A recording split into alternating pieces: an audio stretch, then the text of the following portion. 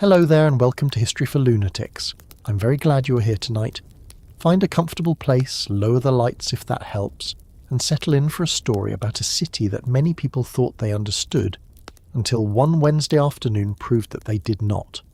Tonight we're going to Los Angeles in the spring of 1992. Not the Los Angeles sold in travel advertisements, with quiet beaches, bright convertibles, movie premieres, and palm trees standing against a clean blue sky.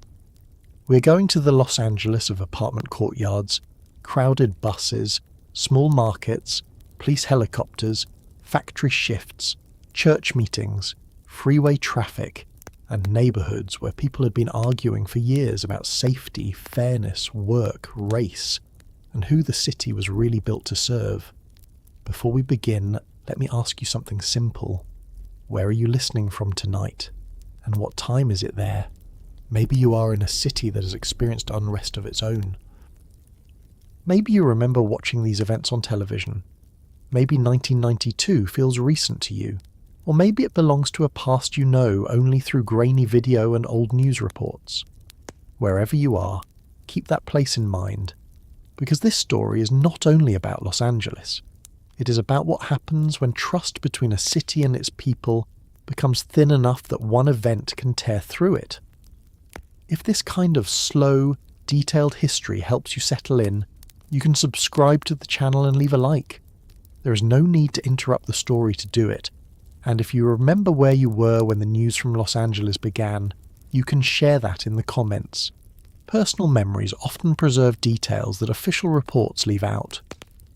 Now let us begin before the first store window broke, before the first major fire was reported, and before National Guard vehicles appeared on city streets. It is Wednesday, April 29th, 1992. Los Angeles is moving through an ordinary weekday afternoon. Schools are still open, office workers are watching the clock, delivery trucks are making their rounds, people are stopping at markets on the way home. Radios are playing in garages and kitchens. Television sets are already on in many homes, not because anyone expects to see a citywide emergency, but because a jury is about to return its decision in one of the most closely watched police trials in American history. The trial is not taking place in central Los Angeles. It has been moved to Simi Valley in Ventura County, northwest of the city. The defendants are 4 Los Angeles police officers charged in connection with the beating of Rodney King. More than a year earlier, in the early morning hours of March 3rd, 1991, King had been stopped after a high-speed pursuit. What happened after he left his car was recorded from a nearby apartment by a man named George Holliday. His home video showed officers striking King repeatedly with batons while other officers stood nearby. The recording changed the case before any courtroom heard it. Americans had heard accusations of police brutality before. Black residents of Los Angeles had described rough treatment, humiliating stops, beatings, and complaints that went nowhere for many years. Police officials often disputed those accounts, defended officers, or described the incidents as isolated. This time there was a tape. It was replayed on local news and then across the country. People watched it at normal speed and in slow motion. They counted the blows. They listened to commentators argue about what happened before the camera began recording, and whether that changed what the camera clearly showed. For many white Americans, the video was a shocking introduction to a kind of police encounter they had rarely imagined. For many black Angelenos, it was confirmation. The surprise was not that such a beating could happen. The surprise was that someone outside the police department had recorded it clearly enough that the country could not easily look away. Los Angeles created an independent commission led by Warren Christopher to examine the police department. Its findings did not describe a department with only one bad night or 4 questionable officers. The commission found serious problems involving repeated misuse of force by a significant group of officers, weak supervision, poor handling of complaints, racial bias, and a culture that placed aggressive crime control above prevention and community trust. Those findings were public before the Simi Valley jury reached its decision. They formed part of the background against which millions of people watched the trial. That background matters because large public disturbances are often remembered through a single moment. A verdict is announced, a crowd gathers, a fire begins. Television cameras arrive, and later the entire event is reduced to a few famous pictures. But the people living through it do not begin at the famous picture. They arrive carrying years of experience. In South Los Angeles, many residents carried memories of the Watts Uprising of 1965.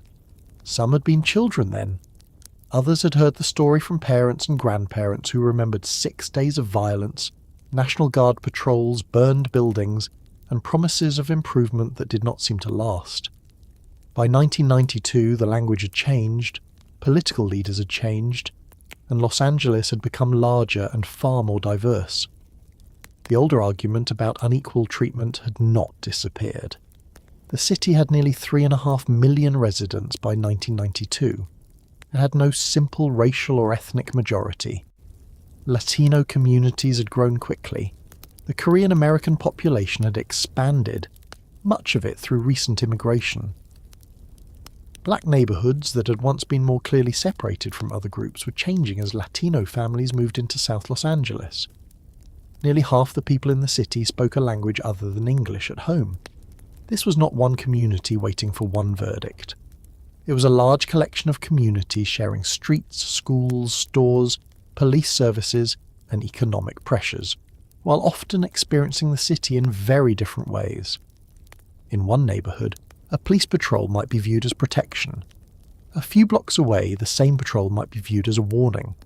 A Korean immigrant family operating a small market might see the store as the result of years of savings, long shifts, and relatives pooling money. Black customers entering that market might feel watched, distrusted, or treated as likely thieves. Latino workers might move through both communities while facing their own problems, with wages, housing, immigration status, and police contact. These tensions did not mean that every interaction was hostile. Most daily exchanges were ordinary. People bought milk, paid rent, waited for buses, went to work, and raised children beside one another. But the ordinary routine contained points of friction that political speeches rarely resolved. One of those points became impossible to ignore in March 1991, only 13 days after the beating of Rodney King. A 15-year-old black girl named Latasha Harlins entered the Empire Liquor Market in South Los Angeles. The store was owned by a Korean-American family. Soon, Ja-do, who was working behind the counter, believed Harlins was stealing a bottle of orange juice. A confrontation followed. Security video recorded the struggle and showed Harlins moving toward the door when Do shot her in the back of the head. Harlins had money in her hand. The bottle was placed back on the counter. She died on the store floor. Do was convicted of voluntary manslaughter. The judge sentenced her to probation, community service, a fine, and no prison time. To many black residents, the sentence communicated something they already feared, that the life of a black child could be taken on camera, and the legal system might still respond with restraint toward the person responsible. The Harlins case and the King case were different in law and circumstance, but they became connected in public memory. Both involved videotape. Both involved a black victim. Both produced a widespread belief that the camera had shown something undeniable.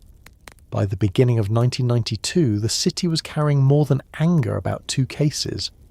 South Los Angeles had suffered from disappearing industrial jobs, poverty, gang violence, the crack cocaine trade, and years of public policy that often seemed to arrive in the form of policing rather than investment. Residents wanted protection from crime, but many also feared the methods used by the police department. Those two needs were regularly presented as if people had to choose one. Many residents rejected that choice. They wanted safe streets without being treated as suspects in their own neighborhoods. The Los Angeles Police Department had built an international reputation for professionalism, mobility, and firm command. Under Chief Darrell Gates, it also developed a reputation for aggressive tactics and a defensive response to criticism. Supporters argued that officers were confronting violent crime in difficult conditions and that outsiders underestimated the risks. Critics argued that the department behaved like an occupying force in black and Latino neighborhoods. By 1992, those views were not small disagreements about policy. They were opposing descriptions of reality. City Hall was divided as well. Mayor Tom Bradley, a former police officer, and the city's first black mayor, had been in office since 1973. Chief Gates had led the LAPD since 1978. Their relationship had become openly strained after the King beating. Bradley supported reform and wanted Gates to leave. Gates resisted pressure and retained strong support among many officers and residents who believed criticism of the department had gone too far. This matters on April 29th because a city facing a potentially explosive verdict needed clear preparation, shared command and confidence between its leaders. The later Webster Commission investigation concluded that Los Angeles and the LAPD had not adequately prepared for civil disorder before the Simi Valley verdict. The report found broader emergency planning weaknesses and a specific lack of readiness for what might follow the trial. People in the neighbourhoods did not need an official report to sense the risk. Community activists, ministers, gang intervention workers, business owners and police officers had all discussed the possibility of unrest. The Rodney King tape had been shown too many times. The trial had received too much attention. The outcome would be judged not only as a decision about 4 officers, but as a decision about whether the video itself mattered. The trial had lasted roughly 3 months. The defence argued that the officers had followed police training while trying to control a suspect they considered dangerous and resistant. Prosecutors argued that the force had become excessive and criminal. Jurors were asked to examine the recording carefully, frame by frame, and to separate lawful blows from unlawful ones. That process turned a violent encounter lasting minutes into weeks of technical testimony. Outside the courtroom, many viewers saw no such complexity. They saw a man on the ground and officers continuing to strike him. The distance between those two ways of seeing the tape would become crucial. On the morning of April 29th, word spread that the jury had reached verdicts. Television stations prepared live coverage. Newsrooms assigned reporters to Simi Valley, police headquarters, City Hall, and South Los Angeles. Police commanders monitored the situation. Community leaders urged calm before anyone knew the result. Try to picture the city in those hours without using the images that came later. There is no smoke over the skyline yet. Traffic lights are working. Shop owners have not covered their windows. Firefighters are handling normal calls. The National Guard is not deployed. At Florence and Normandy, cars move through the intersection as they would on any other afternoon. Drivers think about dinner, fuel, errands, and the usual frustration of getting across Los Angeles. Inside homes, viewers adjust television antennas or turn up the volume. In barbershops and restaurants, conversations slow when the broadcast begins. At police stations, officers wait for information that may change the rest of their shift. At schools, some teachers and students know the verdict is coming, though classes continue. At the First African Methodist Episcopal Church, at community offices, and in the rooms where local organisers have spent years trying to reduce violence, people understand that whatever the jury says will have consequences. Nobody knows the exact form those consequences will take. That uncertainty is important. The events that followed were not carried out by one organised group under one plan. There was no single command directing thousands of people. Peaceful protest, rage, opportunistic theft, arson, attacks on motorists, defence of businesses, political speech, police retreat, neighbourhood protection, and simple fear would overlap. Different people would participate for different reasons. Many residents would do nothing except try to get home safely. Some would risk their lives helping strangers. Some would commit acts of cruelty. Some would discover that emergency services they assumed would come were not coming. Even the name of what happened remains disputed. Many people call it the Los Angeles Riots. Others call it the uprising, the rebellion, or the civil unrest. Each term places emphasis somewhere different. Riot focuses on disorder and violence. Uprising emphasizes anger against injustice. Civil unrest sounds more administrative, the kind of phrase that appears in official reports. No single term captures every person, neighbourhood or event. For this story, we will not use one label to excuse what happened or to simplify it. Innocent people were beaten and killed. Businesses built through years of labour were destroyed. Fire spread through residential blocks. Police and city leaders failed at crucial moments. Long-standing injustice shaped the anger, but anger did not make every act just. The history becomes clearer when those facts are allowed to exist together. By early afternoon, the temperature is warm, the sky's clear. It is the kind of Los Angeles day that would normally pass without anyone recording its details. At the courthouse in Simi Valley, journalists wait outside. Demonstrators gather behind barriers. Camera crews check cables and microphones. Inside, the defendants sit with their lawyers. The jury enters. In Los Angeles, television screens show the courtroom. The picture is flat and institutional. Pale walls, wooden furniture, people trying not to reveal what they feel. The officers have spent months listening to their actions described, defended, slowed down, and replayed. Rodney King is not sitting at the centre of the frame. The man whose beating created the case is elsewhere, waiting like everyone else. The city is also waiting. At 3:15 in the afternoon, the clerk begins to read. At 3:15 in the afternoon, the clerk begins to read. The clerk works through 4 familiar names: Sergeant Stacy Kuhn, Lawrence Powell, Theodore Brasino, and Timothy Wind. The language is formal and repetitive, the kind of courtroom language designed to remove emotion from a decision. On the charge before the jury, the defendant is found not guilty. Then another charge. Not guilty. Another officer. Not guilty. The words continue until their meaning becomes clear. 3 of the officers have been acquitted on every count. Powell has also been acquitted on most counts. The jury has been unable to agree on one remaining assault charge against him, so Judge Stanley Weisberg declares a mistrial on that single count. For the officers and their lawyers, the verdict removes the immediate threat of conviction in state court. For the prosecutors, it means that an 81-second recording watched around the world has not produced a guilty verdict. For viewers across Los Angeles, it means something broader. Many of them believe the tape made the outcome obvious. Now the legal system is telling them that what they thought they saw did not establish criminal guilt beyond a reasonable doubt. The courtroom remains controlled. There is no shouting from the gallery. No one overturns a chair or rushes toward the defense table. The people inside understand that cameras are waiting outside and that every visible reaction will be reported. The prosecutors remain seated for a moment. Lead prosecutor Terry White has spent weeks arguing that the officers crossed the line from lawful force into criminal assault. He has watched the defense divide the recording into separate movements and decisions, slowing it down until a beating that looked continuous to the public became a series of individual police responses.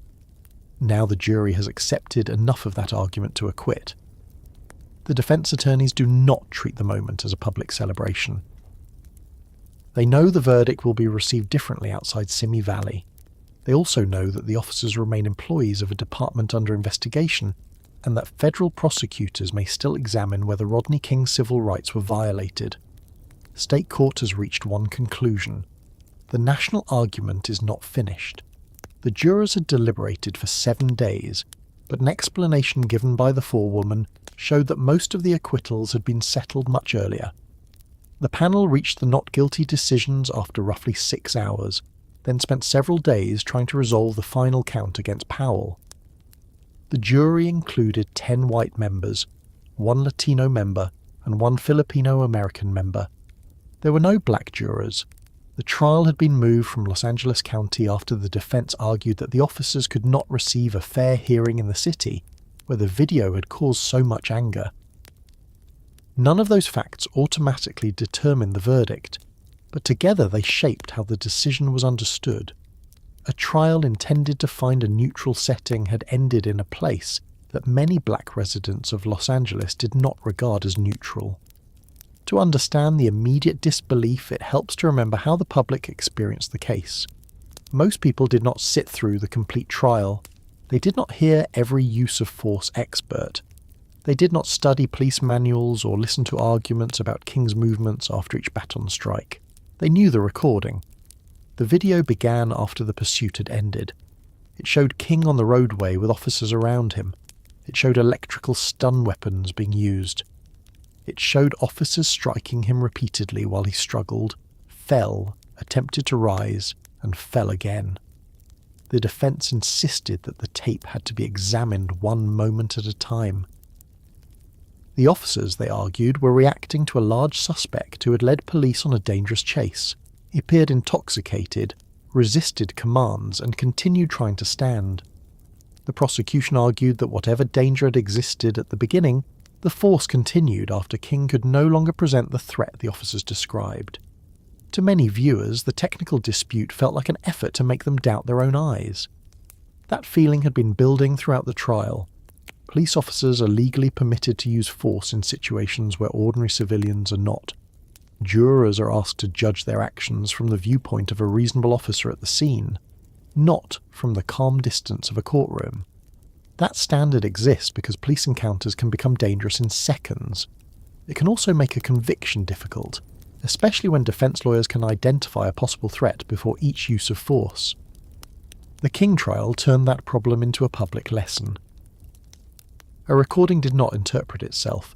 It could be slowed, divided, narrated, and placed inside a professional vocabulary unfamiliar to most viewers. A raised leg could be described as an attempt to stand. It could also be described as the beginning of a kick. A baton strike could be presented as punishment or as an authorized response. The same frames could support two opposing accounts, and the jury had accepted the account that protected the officers from criminal responsibility. Outside the courthouse, the reaction is immediate but not yet violent. Demonstrators who had waited behind barriers begin shouting. Some cry. Others raise signs and argue with supporters of the officers. Reporters move toward anyone willing to speak. Within half an hour, the crowd grows to several hundred people. A small number say the jury reached the correct decision. They believe the officers acted according to their training, and that the public judged the case from a video that did not show the pursuit or the first moments of the arrest. Their comments are met with anger. The disagreement is no longer about one detail in a trial. It has become a disagreement about whether the public and the jury watched the same event. One woman who travelled from Los Angeles says that America itself had been tested. Another argues that people believed courtroom testimony instead of believing what they could see. Their statements capture the central problem. The verdict is not being heard as a narrow finding about four defendants. It is being heard as a statement about whose perception counts. Newsrooms send the decision across radio and television almost instantly. There is no delay long enough for officials to prepare a common message. The words move faster than any police deployment. They reach workplaces, schools, shops, homes, buses and cars. A person does not have to be watching television to hear. Someone calls from another room. A radio host interrupts regular programming. A customer enters a store and announces it. Within minutes, the verdict belongs to the entire city. At First African Methodist Episcopal Church in South Los Angeles, the Reverend Cecil Murray watches with a small group of clergy members. First AME is not simply a place for Sunday worship. It is one of the most important black institutions in the city, a centre for political meetings, social services and community organising. Murray has been warning against violence, while also demanding that officials take black anger seriously. When the acquittals are read, the people in the room do not need anyone to explain the possible consequences. They know that residents placed unusual faith in the video. Many who distrusted internal police investigations still believed a jury would respond differently once the evidence was shown in open court. The hope has now collapsed in front of them. Murray describes the decision as a rejection of something the public witnessed. His reaction is not based on surprise that the justice system can disappoint black citizens. It is based on the fact that this case had seemed different. There was a recording. There had been national outrage. An independent commission had documented serious problems inside the LAPD. If this case could end in acquittals, many people asked what kind of case could ever end differently. Community leaders begin arranging meetings and public gatherings. Their first task is to give people somewhere to go other than the street corners where anger is already collecting. Ministers, activists, and gang intervention workers make telephone calls.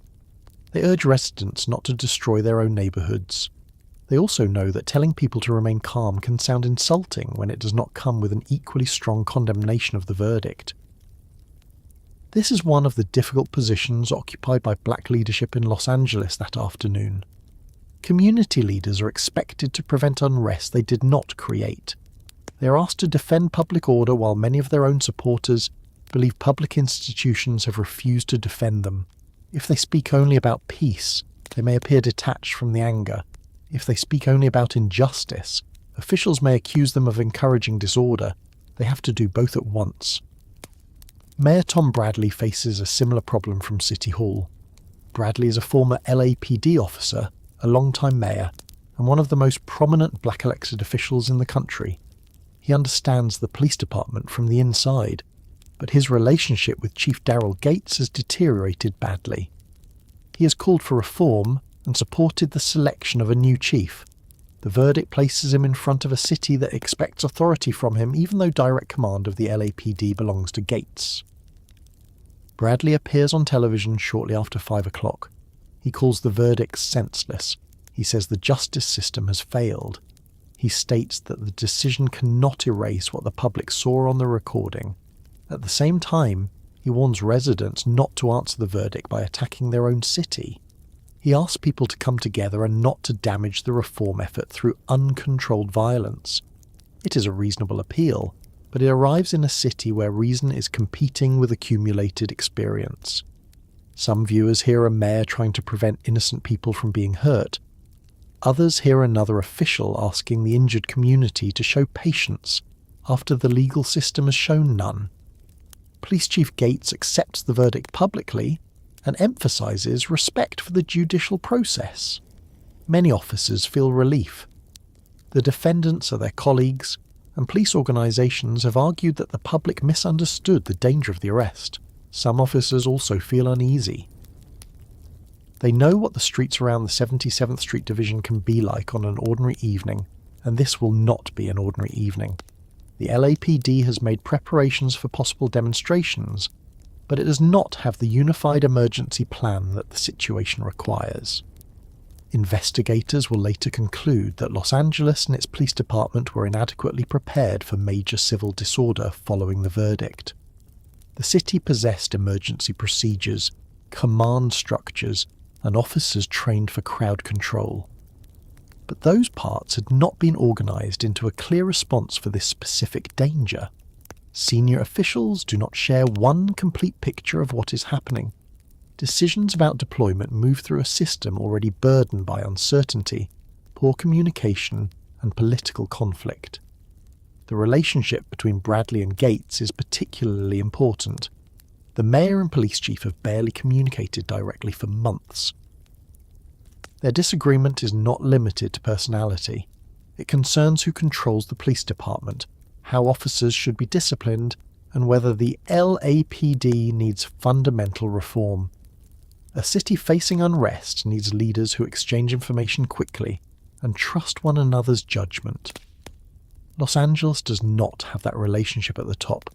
The location of Gates during the early evening will become part of the later controversy. As conditions worsen, he leaves for a political fundraising event in Brentwood connected to opposition to a police reform measure. Gates will later argue that he remains in communication and returns when the seriousness becomes clear. Critics will see his decision as evidence that the department's leadership failed to understand the danger of the moment. The argument over where he was matters because Los Angeles is about to experience a crisis of command. People will ask not only why officers did not arrive, but who was supposed to order them there. The official investigation will later criticise the department's preparation. and Gates's failure to take firm personal control of the response. For the moment, the city has not crossed into widespread violence. There are angry gatherings, but many remain peaceful. At the Lakeview Terrace location where King was beaten, hundreds of people assemble. They chant for justice and hold signs. Passing police vehicles are struck by rocks more than once, but the gathering does not become a large attack. Downtown, demonstrators begin arriving outside Parker Center, the LAPD headquarters. The building represents more than administrative offices. For critics of the department, it represents an institution that protects its own. The crowd demands the resignation of Chief Gates. Some people strike the glass doors and throw objects. Police watch the gathering grow. Elsewhere, the reaction is quieter. Families sit in living rooms and argue about what the verdict means. Parents call children and tell them to come home. Store owners listen to the radio while deciding whether to close early. School employees wonder whether buses will complete their routes. Men who have been stopped by police tell stories they have told before, only now the stories seem connected to the court decision being repeated on every station. Some people are not thinking about protest at all. They are thinking about getting through traffic, collecting children from school, buying groceries, or finishing a shift. A city does not stop performing ordinary tasks because a historic verdict has been announced. That ordinary movement will soon place thousands of people close to disturbances they do not know have begun. Korean-American merchants in South Los Angeles hear the verdict too. Many remember the killing of Latasha Harlins and the anger directed at Korean-owned businesses after Soon Ja-do received probation. Some worry that the King verdict will renew that anger. Others are too busy with the normal late afternoon rush to make immediate plans. A store cannot simply close every time rumours spread. Rent, loan payments, and thin profit margins do not pause because the city is tense. Latino residents hear the same news through English and Spanish language broadcasts. Some identify strongly with the anger toward police. Others worry that unrest will place their families and businesses in danger. South Los Angeles is not divided into separate sealed communities. Black, Latino, Korean and white residents work beside one another, shop in the same commercial corridors and travel the same streets. When public order begins to fail, the danger will not respect the categories used in political speeches. At 4 o'clock, the verdict is still the main event. By 5, the reaction has begun producing separate gatherings with no central control. A few are organised by churches or activists. Others form because people walk outside and find neighbours already there. Some are discussions, some are protests, some are groups of young men sharing anger and deciding where to go. Near Florence and Normandy, members of a local street gang gather in and around an abandoned house. Accounts collected after the unrest describe an argument about what should happen. One person suggests a peaceful protest in Westwood, or a trip to Simi Valley, places associated with wealth or with the verdict itself. The suggestion does not hold the group. The anger remains in the neighbourhood. This decision, or failure to make a decision, will matter.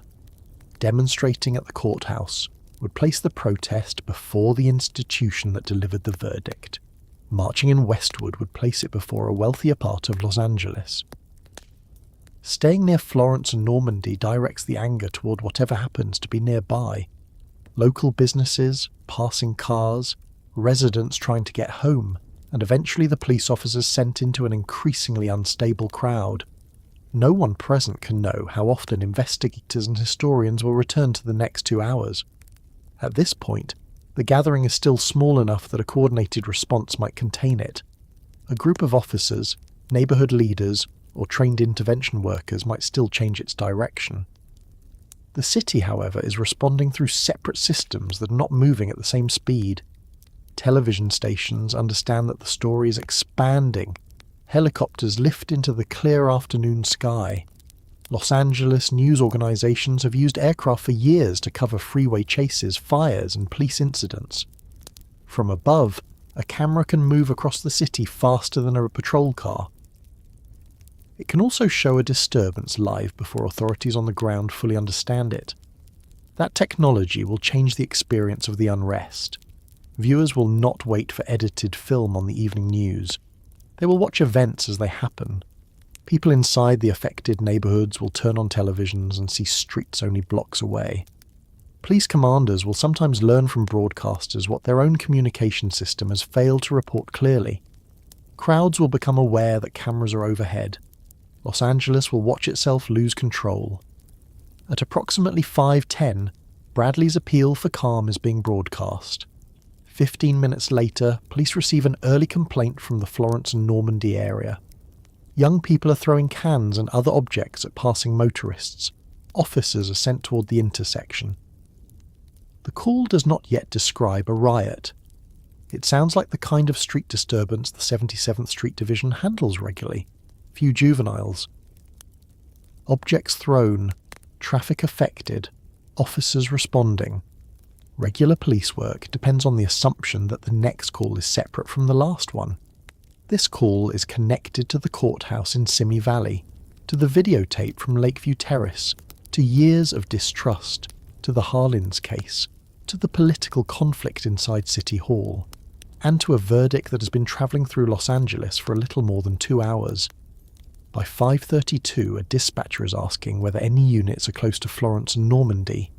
A man is being attacked inside a vehicle. An officer answers that a unit is in the area. The first patrol cars turn toward the intersection. What the officers find is not yet the scene that will later appear in documentaries and anniversary reports. There are no walls of fire. There is no National Guard. The television helicopters have not yet fixed the corner in the national memory. There is a growing crowd, several damaged vehicles, angry shouting, and people moving between the sidewalk and the street. Some are there because of the verdict. Some have come outside because sirens are approaching. Others are watching because a confrontation with the police has begun to form in front of them. The trouble is spread over the blocks around Florence Avenue and Normandy Avenue. Officers receive reports of men breaking car windows, people throwing bottles and rocks, and motorists being attacked. One patrol team finds a Latino couple and their 1-year-old child injured by broken glass after objects struck their car. The officers put the family into a police vehicle and take them toward Daniel Freeman Memorial Hospital. Other officers chase people suspected of throwing rocks. One teenager is caught after officers climb fences and struggle with him. His mother and neighbours protest as police try to place him in a car. The arrest does not create the anger, but it gives the crowd something immediate to focus on. The officers are operating inside a problem that is changing faster than their information. A disturbance call becomes an assault call. One small group becomes a crowd. People who are standing back move closer when they see police forming a line. Officers who thought they were arriving to make an arrest begin looking behind themselves to make sure they are not surrounded. Several black officers receive some of the harshest abuse.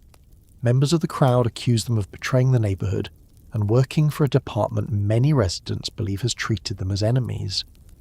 The officers are wearing LAPD uniforms, but they are also standing in front of people who see the King verdict as proof that the uniform protects the officer more completely than the law protects the citizen. Lieutenant Michael Mullen arrives with additional officers from the 77th Street Division. There are roughly 24 officers near the confrontation, though estimates of the crowd vary and increase as more people gather. Most of the police have come directly from patrol. Only a few have riot equipment.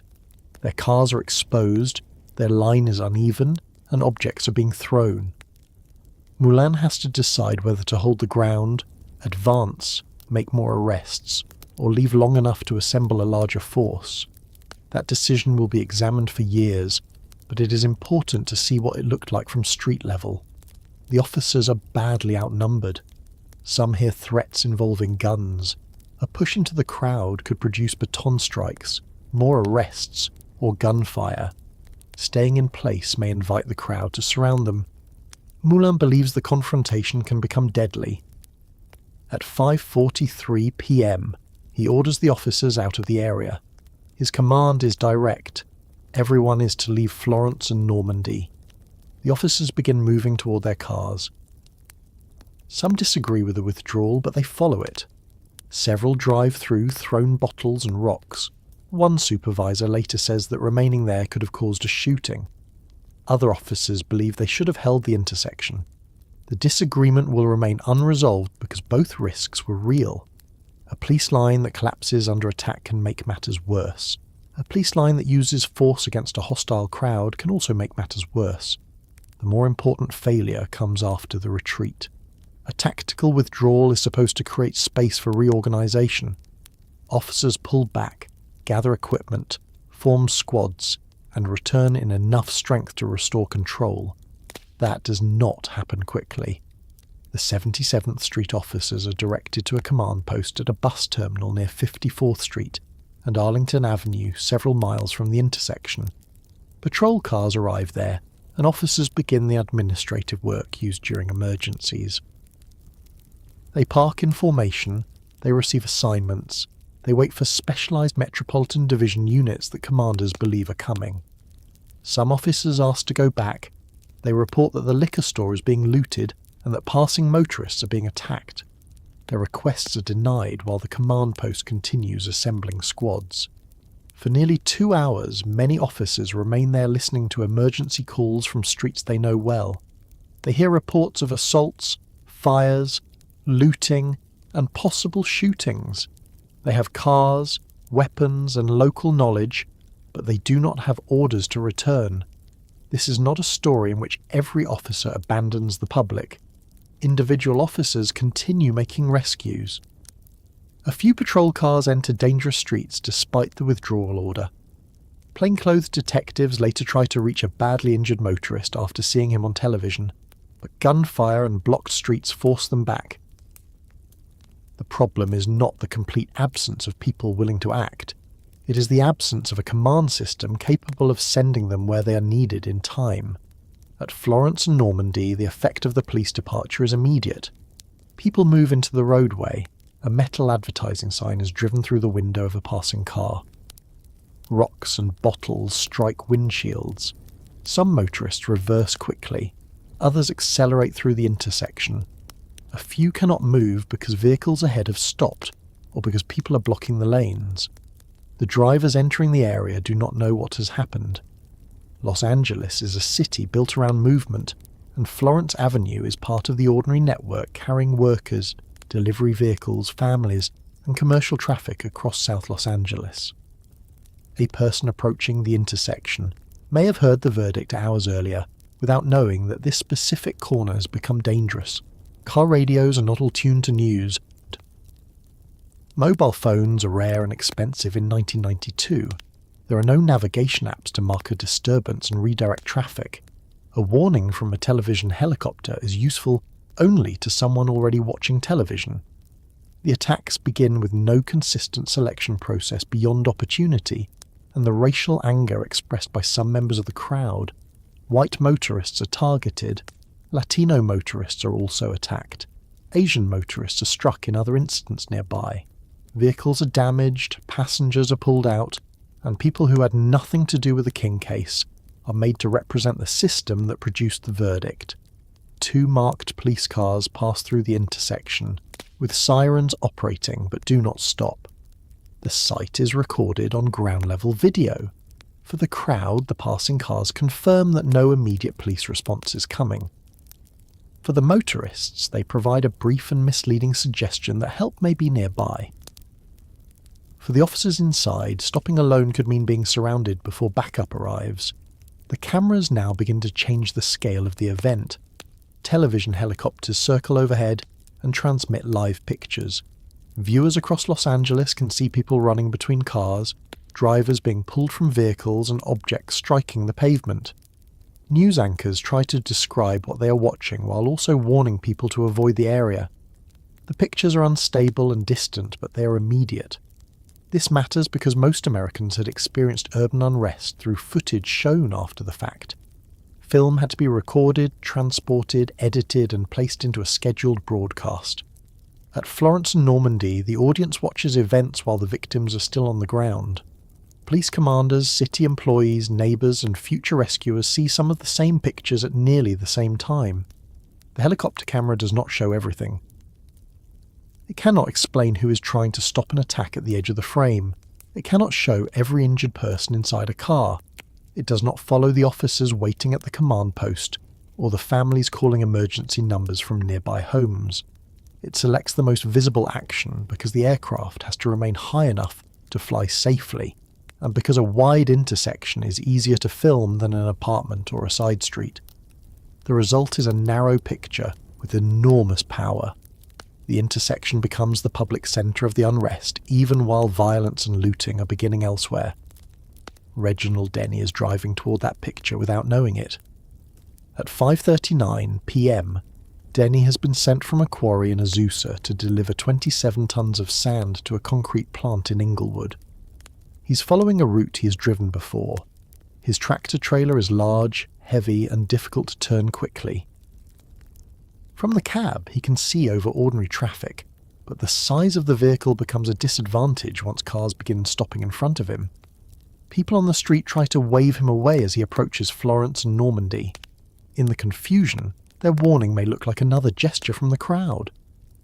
Denny continues into the intersection at about 6:46 p.m. Several men move toward the truck. The driver's door is opened. Denny is pulled from the cab and falls onto the roadway. He's kicked and struck. An object taken from the truck is used against him, and another heavy object is thrown at his head. Someone searches his pockets and takes his wallet while he lies injured. The attack lasts only a short time, but the helicopter camera makes it feel longer because there is no visible authority entering the frame. Denny attempts to rise and cannot protect himself effectively. He suffers catastrophic head and facial injuries. Doctors later testify that his skull was broken into roughly 100 fragments, and that he would have died without rapid medical treatment. The pictures are broadcast across the city. In nearby homes, 4 black residents see the beating and decide to go toward it rather than away from it.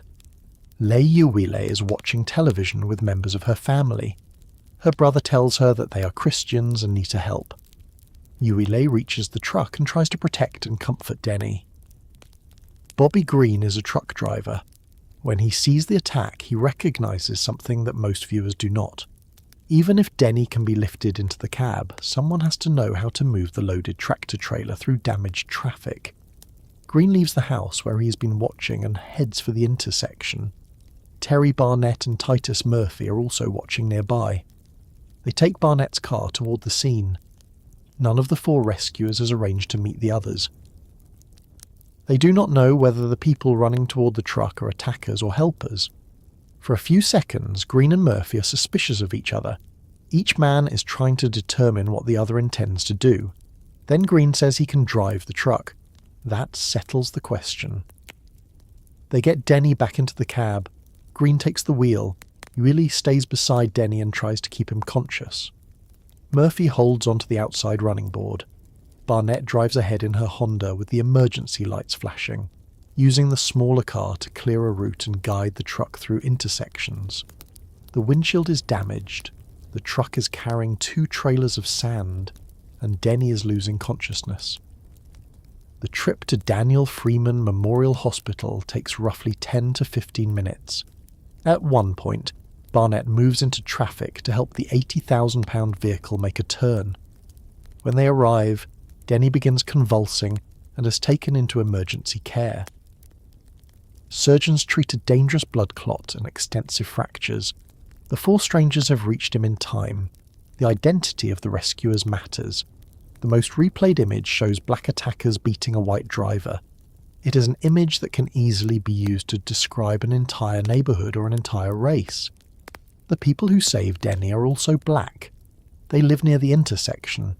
They are angry about the King verdict too. Their anger does not prevent them from recognising that a defenceless man is being killed for something he did not do. This does not cancel the attack. It shows why the intersection cannot be understood through one image. Some residents try to warn drivers, some stand back in fear, some join the violence, some steal, some help injured strangers. A crowd is not a single mind. It is a location where individual decisions become easier to hide, and where responsibility can be surrendered to whatever the people nearby are doing. The same anonymity that allows cruelty can also be rejected in an instant by someone who decides to step forward. Another motorist soon enters the intersection. Fidel Lopez is a Guatemalan immigrant and self-employed construction worker. He's carrying money given to him to purchase supplies. Like Denny, he's not involved in the police trial. Like Denny, he drives into a situation he has no time to understand. Lopez is pulled from his truck, robbed, stripped, beaten and sprayed with paint. His injuries are severe. The assault is recorded, though it will never receive the same level of attention as Denny's beating. The Reverend Benny Newton arrives while Lopez is on the ground. Newton has lived a difficult life before becoming a minister and community worker. He understands the men surrounding Lopez well enough to confront them directly. Carrying a Bible, he places himself over the injured man and tells the crowd, "Kill him and you have to kill me too." The threat works. The crowd backs away. Newton gets Lopez out and takes him toward medical help. Lopez later needs dozens of stitches and suffers lasting hearing problems and headaches. The money he was carrying is gone, but he survives because one person is willing to make the attackers go through him. There are other victims whose names do not become widely known. An off-duty firefighter helps rescue a Chinese immigrant who has been pulled from his car. Residents carry injured people away from the intersection. A minister stands over one man. A nutritionist holds another man's head. A truck driver takes control of an unfamiliar rig. A woman guides it through traffic while her friend clings to the side. These actions happen while official emergency systems are failing. At the police command post, officers continue hearing reports they cannot answer. Dispatchers use codes for assaults with deadly weapons and possible homicides. Callers describe people being beaten in the roadway. Units are asked to identify themselves, and sometimes no available 77th Division car responds. A small detective team tries to approach the intersection after a commander sees the Denny attack on television. The detectives cannot get through. Their unmarked car faces gunfire, abandoned vehicles, and streets filled with people. They turn back. That detail is often lost when the story is told as a simple police retreat. There are officers trying to return, officers rescuing families, officers demanding assignments, and officers whose commanders are still trying to create an orderly deployment, while the emergency has already become disorderly. The failure is larger than one lieutenant and one withdrawal order. The department had trained itself to value command, discipline, and coordinated action. In the first hours of the unrest, those strengths become a weakness when officers are held in one place until the proper structure can be assembled. Street conditions do not wait for the structure. By 7 p.m., Florence and Normandy has become a warning visible across Los Angeles. The message is different depending on who is watching. For frightened residents, it says that calling the police may not bring help. For people considering theft, it says that stores may be entered without immediate arrest. For angry groups gathering elsewhere, it says that a crowd can take an intersection and hold it. For officers waiting at the command post, it says that the streets they patrol every day are moving beyond their control while they remain under orders. The live broadcast also reaches city leadership. Mayor Bradley is attending a community gathering at First AME Church when an aide tells him that television is showing a motorist being beaten without police intervention. Bradley cuts short his appearance and returns towards City Hall. Senior officials begin discussing whether the crisis is larger than the LAPD can contain. Even then, Florence and Normandy is not the only trouble spot. Groups are reported at Manchester and Normandy, Slauson and Weston, Martin Luther King Jr. Boulevard and Coliseum Street, and along Vermont Avenue. Windows are being smashed, stores are being entered, police calls are multiplying across South Los Angeles.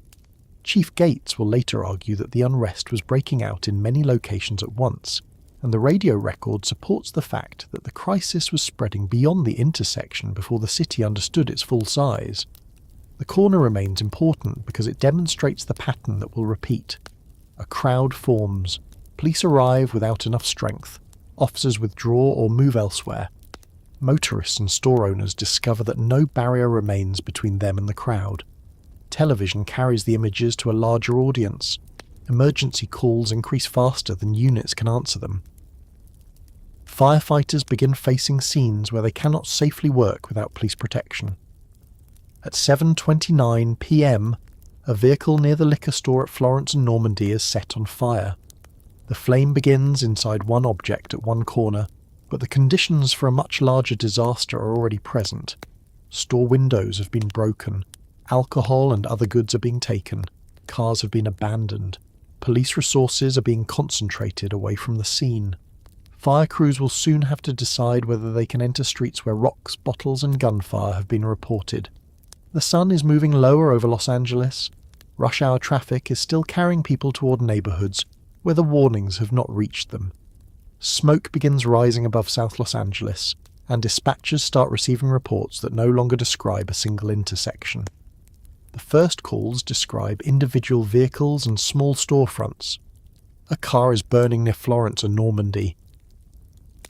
A market has been entered a few blocks away. Smoke is coming from the rear of another building. Someone reports people carrying boxes through a broken window. A dispatcher sends one engine company, then another, while new calls continue appearing on the board. Within a short time, the Los Angeles Fire Department is no longer responding to separate emergencies. It is trying to identify which emergencies can still be reached. The fire near Florence and Normandy is followed by additional fires along the surrounding commercial streets. Some begin inside looted businesses. Others start in vehicles or piles of merchandise dragged into the roadway. A few may be accidental, caused by broken electrical equipment, spilled fuel, or flames moving through damaged buildings. Many are deliberate. There's no single reason for the arson. Some people set fires out of anger. Some use fire to destroy evidence after looting. Others seem to light buildings because they have seen someone else do it and understand that police control is weakened. Once a store is burning, the crowd around it changes. People who were hesitant to enter through a broken window may rush inside when they believe the merchandise will soon be destroyed. The fires also create distance. Smoke blocks the view along a street. Firefighters have to stop traffic, connect hoses, and concentrate on the building rather than on nearby stores. Police officers assigned to protect the fire crews cannot be everywhere at once. A single burning shop can make several surrounding blocks more difficult to control. Commercial buildings in South Los Angeles are especially vulnerable. Many share walls. Some have older electrical systems, wooden roof structures, and storage areas packed with cardboard boxes. Security bars and metal shutters designed to keep burglars out can slow firefighters trying to enter. When flames reach the roof space, they can move into the next business before anyone outside understands how far the fire has spread.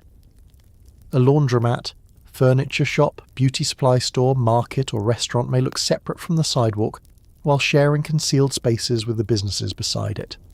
Fire crews can extinguish the visible flames in one room and then discover that the roof above the entire row is already burning. Ordinary urban firefighting depends on several reliable conditions.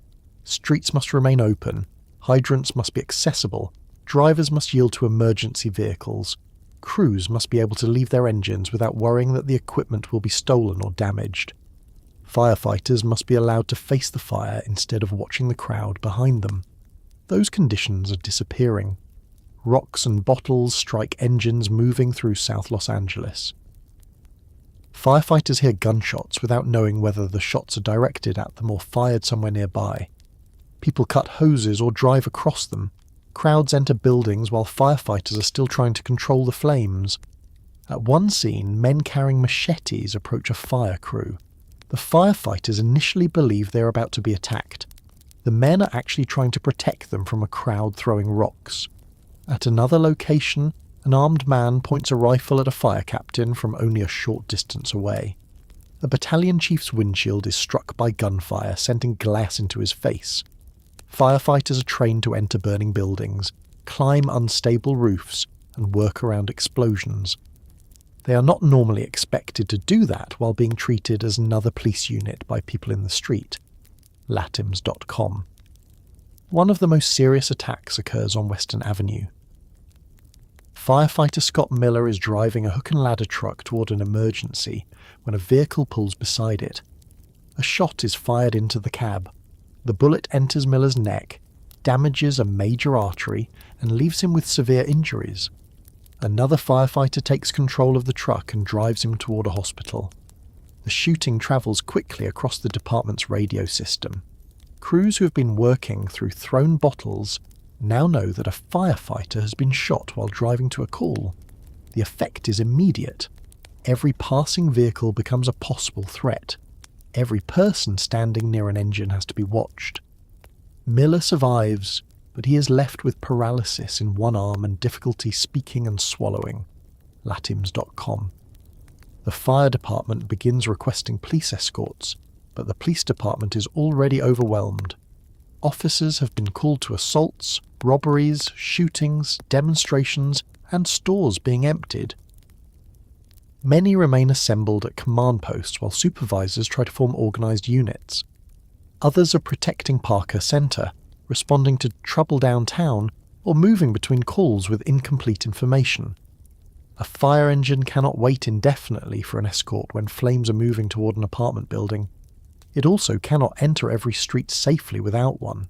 Commanders are forced to make decisions that would be unacceptable on a normal night. Some fires receive a full response. Others receive only enough firefighters to prevent the flames from reaching occupied homes. Crews sometimes allow a badly damaged commercial building to burn while concentrating on the structures beside it. The goal changes from saving every property to preventing entire blocks from being lost. This is a standard emergency principle when resources are exhausted, but it is difficult for the person watching a business burn. An owner standing behind a police line does not see a citywide calculation. The owner sees firefighters protecting one building while flames consume another. By late evening, more than 150 fires have been reported. The number will continue climbing. Between midnight and 3 in the morning, the department will receive reports at an average rate of roughly 3 new fires every minute. The city has not run out of trained firefighters, but it has run out of the ability to place a crew at every fire when it is still small. Latims.com. Latims.com. That delay changes everything. A small rubbish fire can be extinguished in minutes. A fire that has entered the roof of a market may require several engine companies, a ladder truck, and hours of work. A burning car beside a building can ignite the exterior wall. A store fire can enter apartments above it. Every call that waits can become larger, while the department is handling something else. The movement of the unrest can now be followed through the smoke. Fires appear along Florence, Manchester, Vermont, Western, Crenshaw, Slauson, and other major streets. These roads connect residential neighbourhoods to shopping districts and freeways. They also give crowds easy routes from one commercial area to another. Looting spreads faster than fire because it does not require organisation. Someone breaks a window, a few people enter, others see them leaving with shoes, food, televisions, clothing or alcohol. Drivers stop and load goods into their cars. Some people arrive with shopping carts, others carry merchandise in their arms and disappear into side streets. Not everyone entering a store believes the King verdict justifies what they are doing. Some are taking advantage of the absence of police. Some have no interest in the verdict at all. They see an open building and calculate that they are unlikely to be arrested. This mixture of political anger and ordinary theft makes the situation difficult to describe. A protest has demands and recognisable participants. A robbery has victims and offenders.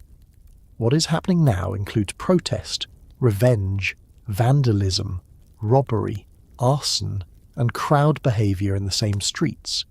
The distinction matters to the residents watching from their homes. Many agree that the verdict is unjust.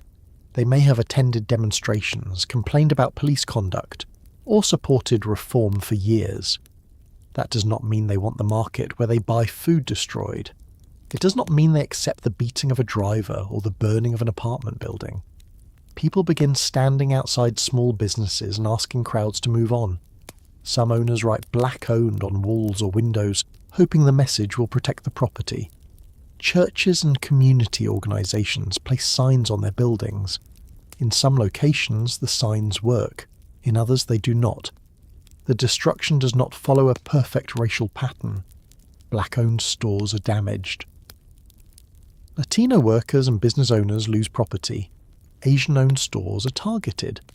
National chains are entered beside family businesses that have no insurance or only limited coverage. The crowd may make political claims while destroying the workplace of someone who lives only a few blocks away. Television coverage encourages the impression that every person outside is participating. Helicopter cameras show the largest groups and the brightest fires. They do not show the thousands of residents staying indoors, checking on elderly neighbours, moving children away from windows, or trying to reach relatives by telephone. Telephone lines become busy. Families repeatedly call numbers that do not answer because the person they are trying to reach is still at work or trapped in traffic. Parents tell teenagers not to leave the house. People fill bathtubs and buckets with water in case fire reaches the building. Apartment managers walk through hallways checking smoke alarms and unlock doors. There is no social media, no live map of reported fires, and no official text alert. Information comes through radio, television, telephone calls, and whatever can be seen from the end of the street. A rumour that a nearby block is burning may be accurate, exaggerated, or several hours old. The television stations continue broadcasting aerial pictures, and those pictures carry the unrest beyond South Los Angeles. People in other parts of the city see police absent from an intersection and stores entered without resistance. Some viewers respond by staying home. Others drive toward commercial districts. Looting is reported in Compton and other parts of Los Angeles County. Disturbances appear in Westwood, far from Florence and Normandy. In Hollywood, people move onto the freeway and objects are thrown at vehicles. A police car is burned, and palm trees near the Hollywood freeway catch fire. Drivers make illegal turns and search for exits while traffic stops. Lartims.com. The spread is not continuous. There is no solid line of unrest moving from one neighbourhood to the next. Los Angeles is too large for that. Separate outbreaks appear miles apart, connected by television coverage, radio reports, shared anger, and the knowledge that public safety agencies are overloaded. That pattern creates a serious problem for the LAPD. If commanders send every available officer to South Los Angeles, they may leave downtown, Hollywood, West Los Angeles, and the San Fernando Valley exposed. If they divide the force across the city, no location receives enough officers to control a large crowd. Los Angeles also contains many separate law enforcement jurisdictions. The county sheriff, California Highway Patrol, and police departments in surrounding cities have their own commanders and responsibilities. Assistance can be requested, but outside agencies need clear instructions, staging areas, radio channels, and rules for using force. The Webster Commission will later conclude that the city and LAPD lacked adequate preparation for civil disorder, and that coordination between agencies was insufficient. The problem is not simply that too few people are wearing uniforms. The problem is that thousands of officers from different agencies cannot be placed effectively into a fast-moving emergency without plans established before the emergency begins. OJP.gov. The same problem appears in Koreatown. Koreatown lies west of downtown, closer to the centre of Los Angeles than the name might suggest. It is not occupied only by Korean residents. The area contains Korean-owned businesses, Latino tenants and workers, black residents, white residents, recent immigrants, restaurants, offices, apartment buildings, churches, auto shops, markets, and shopping centres. Many Korean immigrants arrived in the United States after immigration laws changed in 1965. Some entered professional careers. Others opened small businesses because limited English and unfamiliar licensing systems made other work difficult to obtain. Families combined savings, borrowed money, and worked long hours to purchase markets, liquor stores, clothing shops, gas stations, and electronics businesses. Some of those businesses were located in Black and Latino neighborhoods, where larger companies were unwilling to invest. That created opportunity, but it also placed Korean merchants inside communities with different histories and expectations. Relations between black customers and Korean shop owners had been strained for years.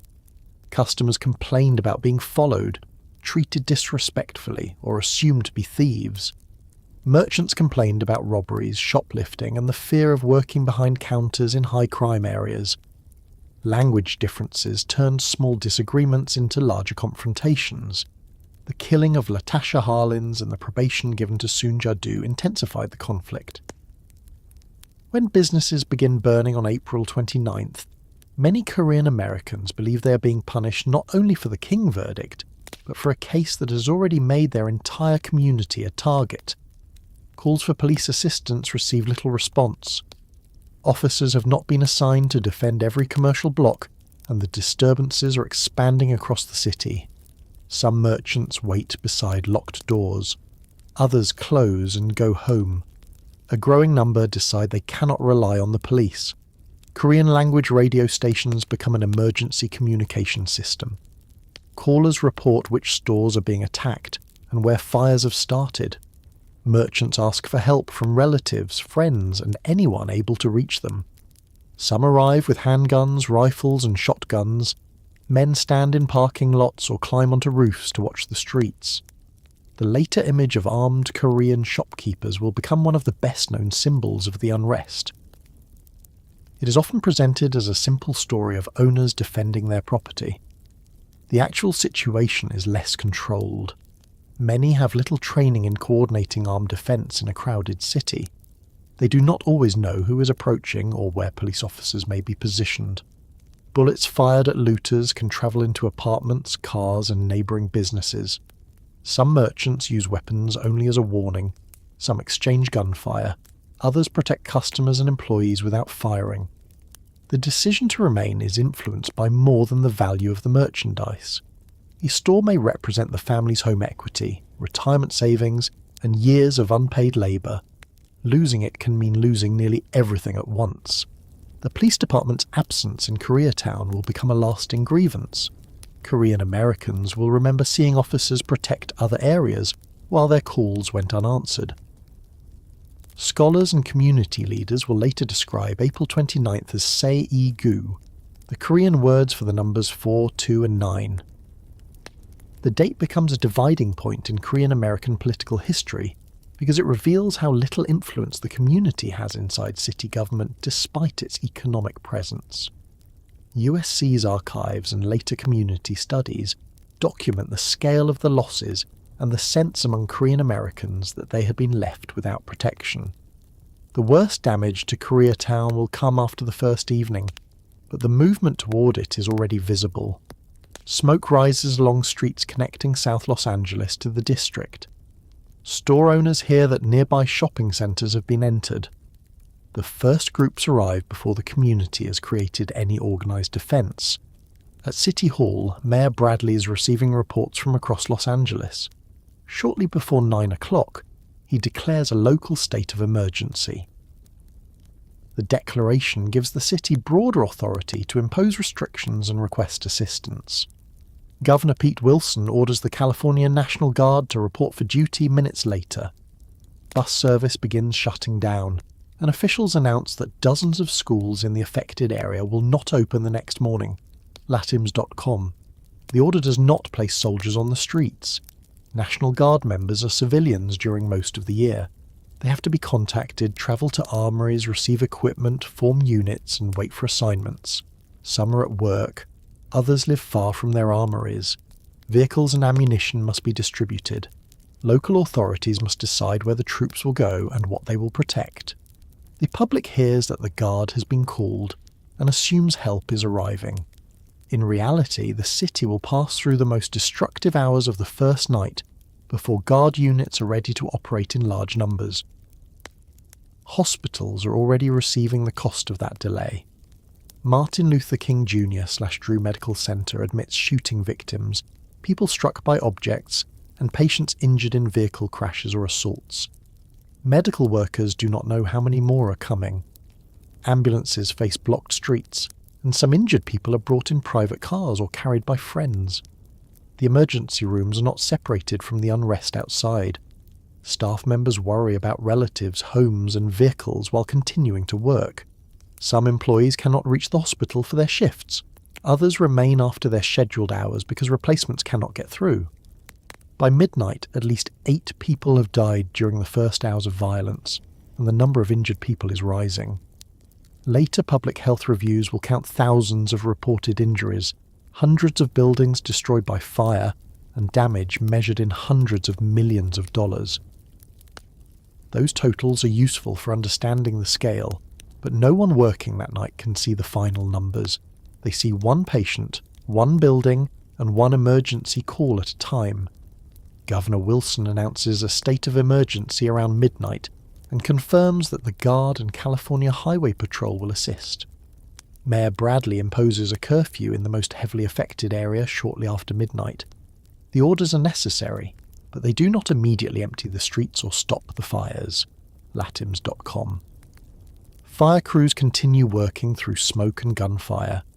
Police officers continue answering some calls while hundreds of others wait for deployment.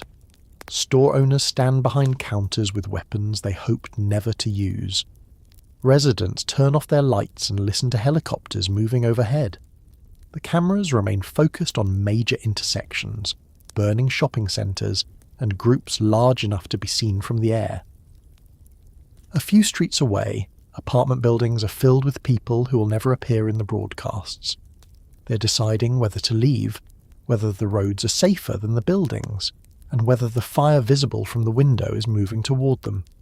They are deciding whether to leave, whether the roads are safer than the buildings, and whether the fire visible from the window is moving toward them. Most decide to stay. Leaving sounds sensible until they consider what it requires. The family car may be parked several blocks away. The nearest major street may already be blocked.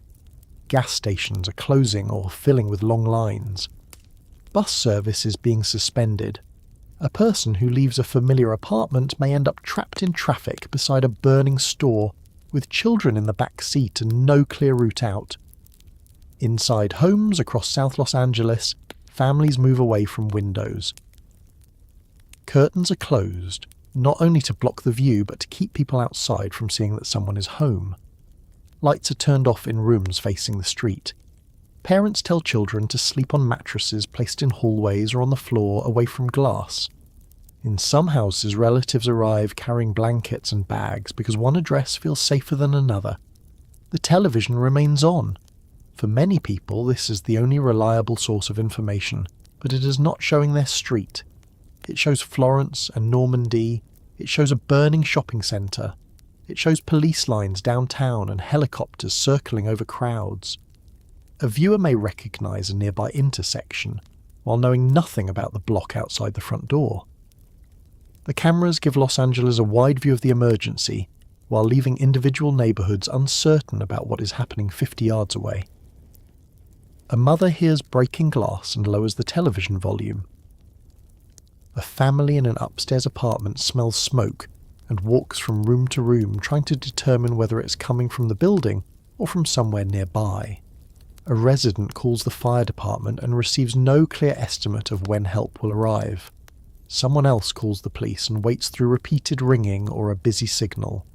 The city's emergency command centre is receiving a flood of calls from police officers, firefighters, public employees, and residents. The demand is so great that officials struggle with basic equipment, including radios, telephones, and vehicles. The LAPD has ordered a full mobilization, but even contacting off-duty officers is difficult. Some do not receive the message immediately. Others report for duty and wait for cars or portable radios before they can be sent out. Latims.com. None of that is visible to the caller listening for sirens. A person who has spent years believing that an emergency number guarantees a response now discovers that the system can take the information without being able to send help. The operator may know that a market is burning. The dispatcher may know that someone has been shot. Knowledge and response have become separate things. In apartment buildings near the major commercial streets, residents begin organising without waiting for official instructions. Someone checks on the elderly woman downstairs. Another person fills buckets with water. Men stand near front entrances to keep strangers from entering. Neighbours who have barely spoken before that night exchange telephone numbers and decide who will watch which side of the building. Some residents are armed. Others are frightened by the armed residents. A homeowner holding a shotgun may believe he's protecting his family. The family next door may worry that a nervous person will fire at a shadow or mistake them for looters. Gun shops elsewhere in the county report heavy business as television coverage spreads fear far beyond the streets where the first fires began. Families buy ammunition, gather under one roof, and keep children in their parents' bedrooms. Latims.com. The danger is not only outside. Smoke enters buildings through open windows, wall vents, and old air conditioning units. Ash settles on cars and balconies. People with asthma begin having trouble breathing. Residents cannot always tell whether the burning smell comes from a building, a vehicle, or the rubber and plastic inside a looted store. The smoke changes the light inside rooms. During the day, it reduces the sun to a dull circle. At night, it reflects the orange glow of fires that may be several blocks away. Aircraft approaching Los Angeles International Airport are rerouted because smoke is affecting the airspace over the city. Latims.com. The television cameras show the flames clearly. They do not show the person placing a wet towel under an apartment door because there is no way to know whether evacuation will become necessary. Schools are closed across a large section of the affected area on Thursday morning. The Los Angeles Unified School District shuts campuses within an area covering roughly 30 square miles, and other public, private and religious schools also cancel classes. The decision protects children from dangerous travel, but it creates another problem inside homes where adults are still expected to work. Latims.com. Parents wake to find that the emergency has not ended with the night. Some have jobs in hospitals, hotels, restaurants, warehouses and private homes. Missing a shift may mean losing wages they cannot replace. Taking children to work may be impossible. Leaving them with a neighbour requires finding someone who is not facing the same problem. Many workplaces are closed, but workers do not always know that until they attempt to travel. Buses are interrupted, streets are blocked, telephone calls do not connect. Employees reach a commercial district and find the building damaged or surrounded by police tape. A job can disappear without the company formally announcing anything. The restaurant is burned. The market has been emptied. The dry cleaner has lost electricity and cannot open. The warehouse owner tells workers to stay home but cannot promise when they will be called back. For low-income families, the immediate loss is not measured in buildings. It is measured in the next rent payment and the groceries that were supposed to be purchased on Friday. This is one reason food appears so often in accounts from the neighbourhoods. Television images show people carrying electronics and clothing, but many residents see diapers, canned goods, milk, and bags of rice leaving stores. Theft remains theft, but the goods being taken reveal the economic conditions of the people surrounding the disturbance. A later study of women enrolled in a Los Angeles nutrition program found that more than half of their usual grocery stores had closed after the unrest. 35% reported food shortages in their households. Some had difficulty obtaining emergency food assistance, and a smaller number said that they or their children had recently gone to bed hungry. These studies' participants were largely Latina and African American women, many of them recent immigrants or single mothers. pmc.ncbi.nlm.nih.gov. Those shortages do not begin only because food is stolen. Refrigerated goods spoil when electricity fails. Deliveries stop because drivers avoid the area.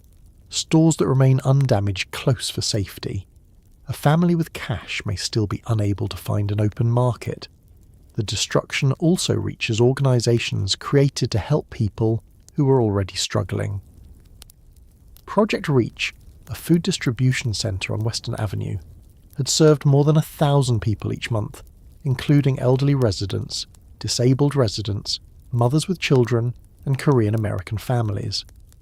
The centre is burned during the unrest, removing a source of free staples at the moment the neighbourhood needs it most. Latims.com. This is one of the least understood effects of widespread destruction. A building can serve several functions at once. It may be a store, an employer, a place where residents cash checks, and the only nearby source of basic food. When it burns, the loss is larger than the value of the property. The same is true of small businesses owned by immigrants. In Huntington Park and other commercial districts south of Los Angeles, shopkeepers from Mexico, Korea, Iran, Vietnam, Nicaragua, Cuba and Europe watched stores being looted or burned. Some had left countries affected by war, dictatorship or economic instability. They had not expected to encounter military patrols, gunfire and destroyed businesses in the United States.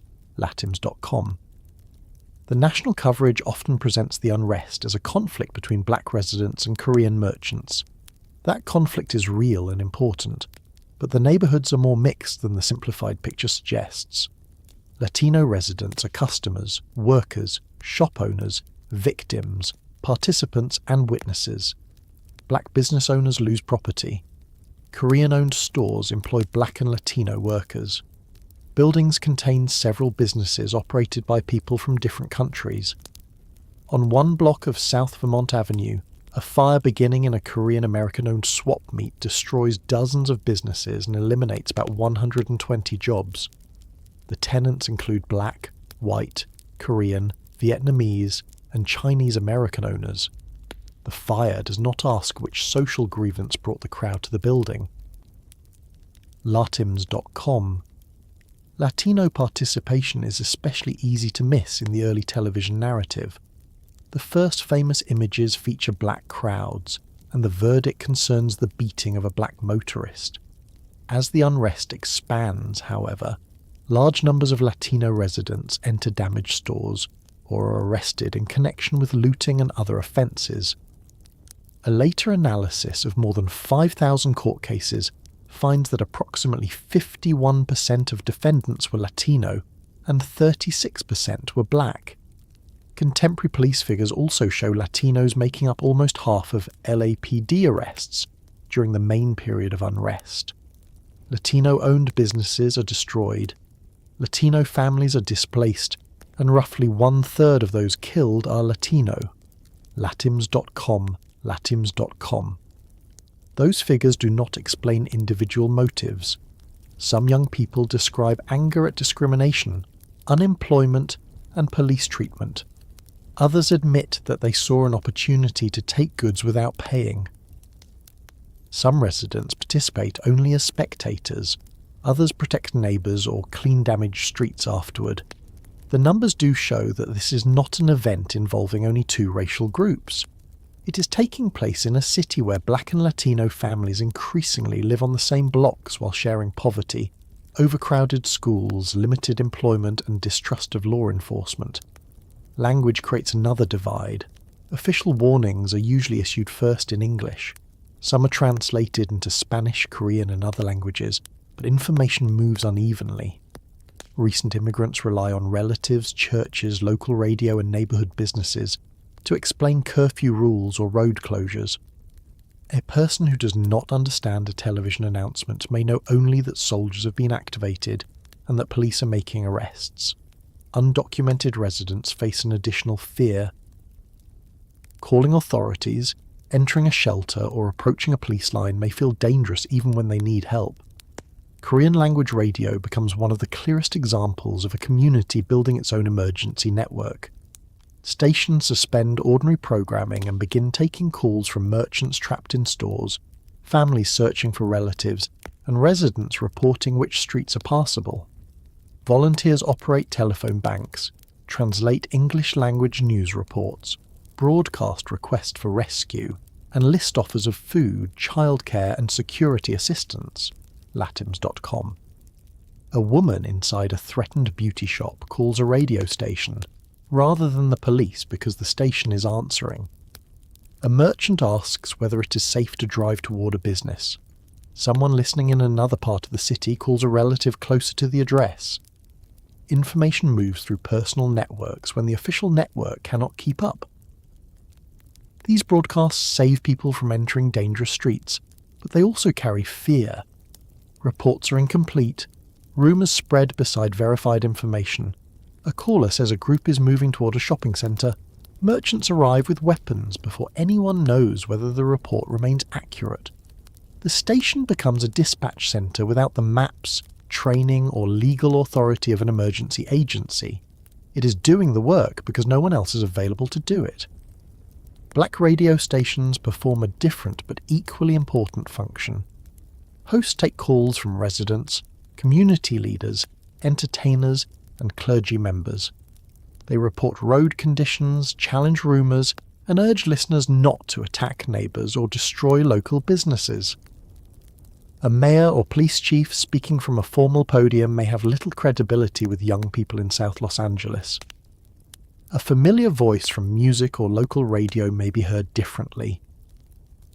Broadcasters understand that calm cannot be demanded without acknowledging why people are angry. They condemn the verdict, the attacks on innocent motorists, and the destruction at the same time. Churches also become information centres, shelters, and meeting places.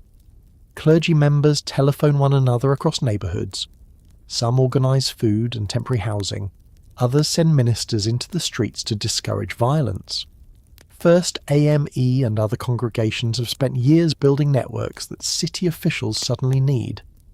The Federal Community Relations Service works with African American, Korean American, and Latino leaders, along with law enforcement to reduce tension and establish ways to control rumours. Justice.gov. Gang intervention workers are active as well. The popular image of South Los Angeles in 1992 often treats every young man in gang clothing as a likely participant in violence. The reality is more complicated. Members of rival Blood and Crip groups had already been discussing truces in Watts before the verdict. During and after the unrest, some gang members protect neighbourhoods, direct traffic, assist cleanups, and meet with clergy members about preserving peace. Others participate in attacks and theft. A gang name does not remove individual choice any more than a crowd does. Residents who have lost relatives to gang violence may distrust the truce. Police officials suspect that cooperation between rival groups could be directed against law enforcement. Ministers see an opportunity to involve young men in rebuilding communities that have offered them few legitimate jobs. The same agreement can look like a peace effort, a security threat, or a temporary pause depending on who is observing it. Latims.com. Inside the hospitals, those arguments become less important than blood type, breathing, and available beds. 87 hospitals eventually treat people injured during the unrest. St. Francis Medical Center in Linwood records nearly 500 riot-related emergency visits. Martin Luther King Jr./Drew Medical Center treats more than 250. Daniel Freeman, where Reginald Denny was taken, treats about 150. County USC California Medical Center and hospitals across the South Bay receive gunshot victims, people with burns, assault injuries, and wounds from broken glass. Latims.com. The emergency rooms do not receive patients in the order the public sees them on television. A famous victim may arrive beside someone whose name will never appear in a newspaper.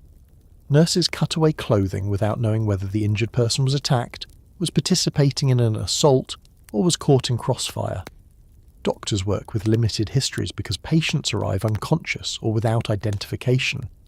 Families wait in corridors trying to learn whether a missing relative has been admitted under the wrong name. Hospital employees remain beyond their scheduled shifts because replacements cannot cross the city. Some medical workers live in the same neighbourhoods that are burning. They treat strangers while wondering whether their own homes are safe. Deaths occur in many different ways. People are shot during robberies, confrontations, or attempts to protect property. Others die in fires or vehicle incidents. Some are killed by police.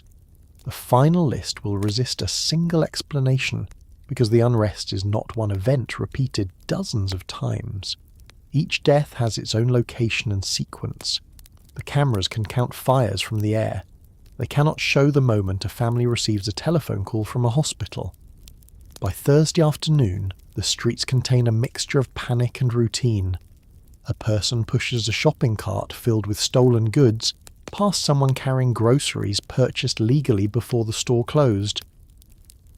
A resident sweeps broken glass from an apartment entrance while looting continues at the next intersection. Children watch from behind curtains even after their parents tell them to move away. The city has announced a curfew, but many residents are unsure where it applies or how strictly it will be enforced. Some need medicine. Others are trying to reach relatives. Workers are stranded far from home. A rule that sounds simple at City Hall becomes complicated inside a neighbourhood. Stay indoors unless the building is threatened by fire. Do not drive unless someone needs a hospital. Avoid the streets unless a family member has not returned. Police officers begin making large numbers of arrests. County jails and temporary detention facilities fill. The arrests include people accused of burglary, arson, assault, and violating the curfew. They also include residents who say they were only trying to reach home or observe what was happening. Communities that already distrust the police do not necessarily view mass arrests as a return to safety. Some see the same institution involved in the King beating now entering neighbourhoods with batons, weapons and broad authority to remove people from the street. Other residents welcome the enforcement. They want the crowds dispersed, the fires stopped, and the stores protected. A person can distrust the LAPD and still want an officer outside the building. That contradiction is common in South Los Angeles, even if political arguments prefer simpler positions. As Thursday moves toward evening, the emergency begins to look more organised from a distance. Curfew boundaries are expanded. More officers arrive from outside agencies. National Guard units gather at armories and staging areas. Inside the neighbourhoods, organisation is harder to see. It is present in the church, volunteer making sandwiches, the radio employee translating reports, the nurse working another shift, the neighbour checking an apartment for smoke, and the family placing mattresses in the hallway for one more night. The sound outside begins to change. Police helicopters are joined by military vehicles moving toward the city. Residents who have spent a day waiting for protection now look through the same windows and see soldiers preparing to enter their streets. The residents who had spent Thursday waiting for protection now looked through the same windows and saw military trucks moving toward their streets. At first, the vehicles did not arrive in large columns. A few appeared beside police cars or stopped outside fire stations, shopping centres, and public buildings. Soldiers climbed down carrying rifles, helmets, flak jackets, canteens, and equipment that looked more appropriate for a foreign deployment than an American neighbourhood. Some residents waved, others remained behind curtains. A number of people had asked for the National Guard to come, but seeing armed troops in front of a market or apartment building was different from hearing about them at a news conference. The soldiers were members of the California National Guard. Most were not full-time military personnel.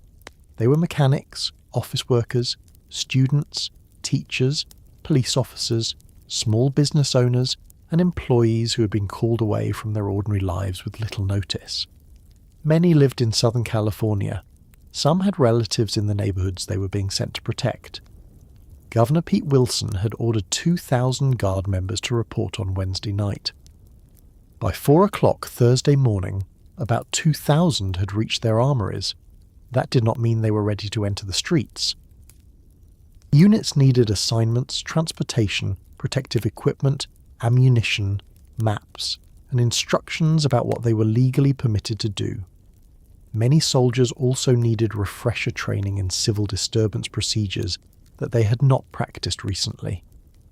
The First Guard elements did not begin deploying in support of Los Angeles Police and County Sheriff's deputies until about 2:35 Thursday afternoon, roughly 17 hours after the mobilization order.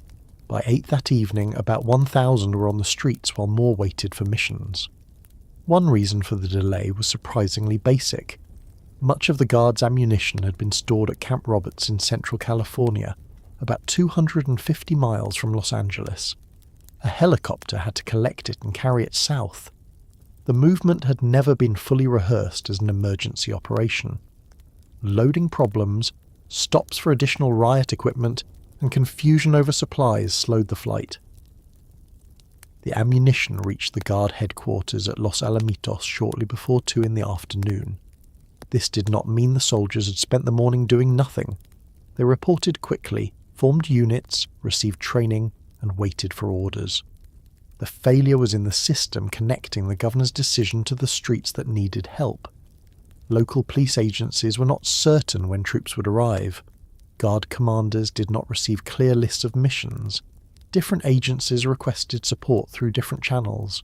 A soldier could be ready at an armory, while a store owner only a few miles away believed that no help had been sent. The curfew created a second system that was difficult to understand from inside the neighbourhoods. Mayor Bradley signed the first emergency curfew shortly after midnight on Thursday. It applied to the area most heavily affected by the violence. Later that morning, the boundaries were expanded. By Friday, as disturbances appeared in other parts of the city, Bradley extended the curfew across all of Los Angeles. The basic instruction was simple: remain off the streets from evening until morning unless there was a necessary reason to be outside. The purpose was to reduce the number of people moving through dangerous areas, give firefighters clear access, and allow police to stop groups before they reached stores or crowds. The exceptions made the rule less simple. Medical workers, journalists, emergency personnel, people travelling directly to or from authorised work, and residents facing urgent needs could be outside. Enforcement also differed between locations. One officer might allow a worker to continue after hearing an explanation. Another might make an arrest and let a court decide later. For residents without a car, the shutdown of bus service made compliance harder. A person leaving a late shift could discover that the final bus had already stopped running. Walking home could lead directly into a police checkpoint. Someone carrying groceries during curfew might be a parent trying to feed children, a looter leaving a damaged store, or both. Officers often had only seconds to decide. The curfew gave police a broad reason to remove people from the streets even when they could not prove theft, arson or assault. By the time it ended on May 4th, at least 3,156 people had been arrested for curfew violations across the county. A Los Angeles Times review found that about 46% were black and 45% were Latino. Those arrested ranged from 12 to 67 years old, with people between 19 and 24 forming the largest age group. Some of the arrests prevented people from joining looting or violence. Others involved residents who said they were returning from work, looking for relatives, or standing near their own homes. Both realities existed at once. The curfew helped clear the streets, but it also placed thousands of people into an already strained detention system. Police buses and vans carried detainees to crowded jails and temporary holding locations. Officers completed paperwork while new arrests arrived. Some people remained in custody longer than they expected because courts had reduced operations during the emergency. Families called police stations and county facilities, trying to locate relatives.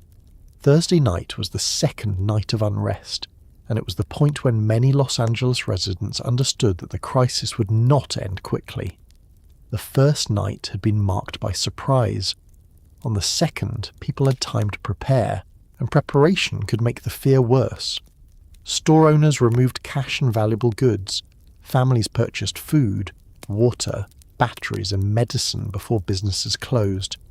Employers released workers early, creating heavy traffic as thousands of people tried to reach home before the curfew. Shopping centres far from South Los Angeles closed their doors. Professional sporting events were cancelled. Schools remained shut.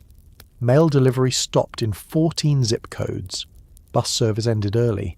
Electricity was unavailable to thousands of residents.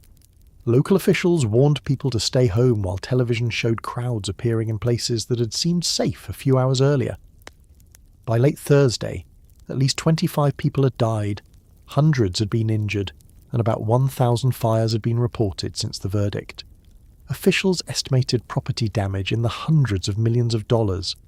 The figures were changing too quickly to be reliable, but they confirmed that the event had become larger than anything Los Angeles police and firefighters could manage alone.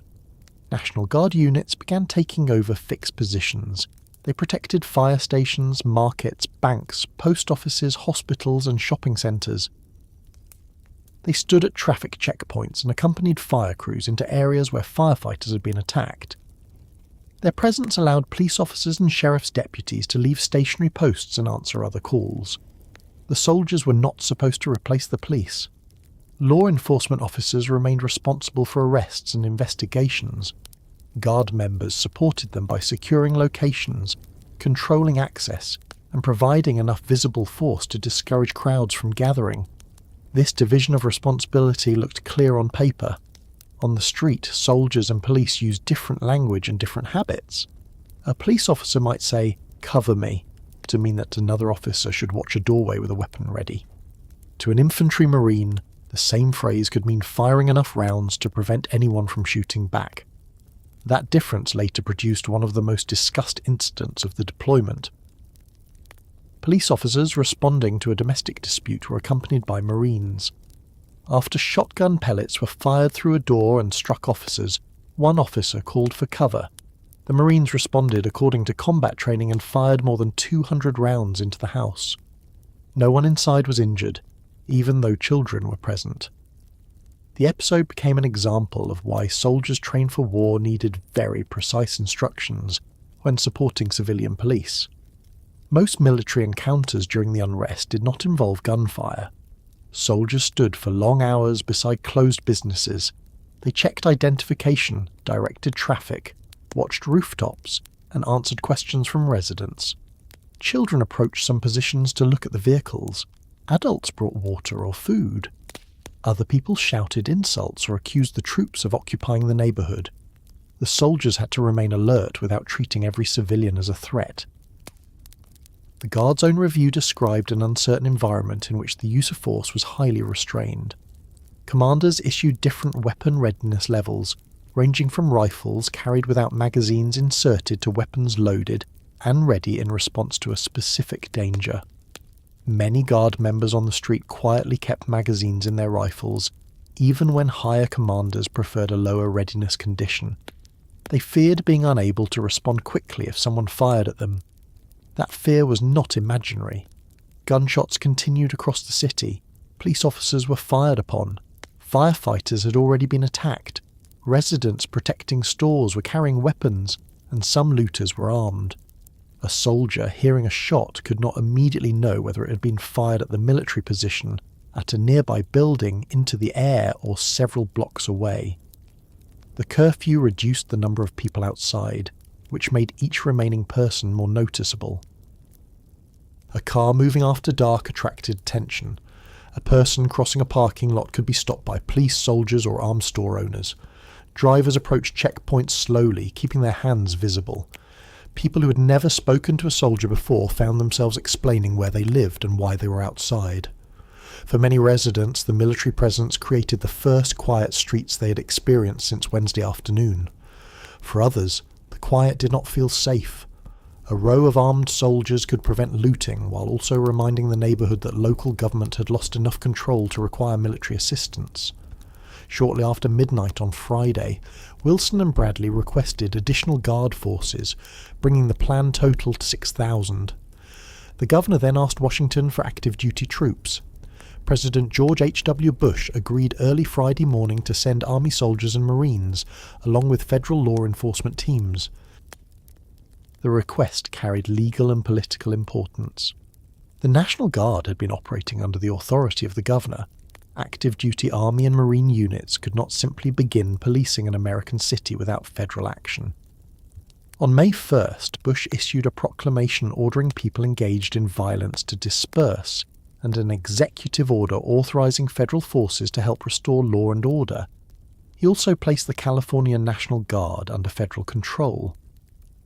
The active duty forces came from units prepared for military emergencies, not ordinary city patrol. Army soldiers from the 7th Infantry Division at Fort Ord had trained for rapid deployment and had recent combat experience. Marines from Camp Pendleton included veterans of the Persian Gulf War.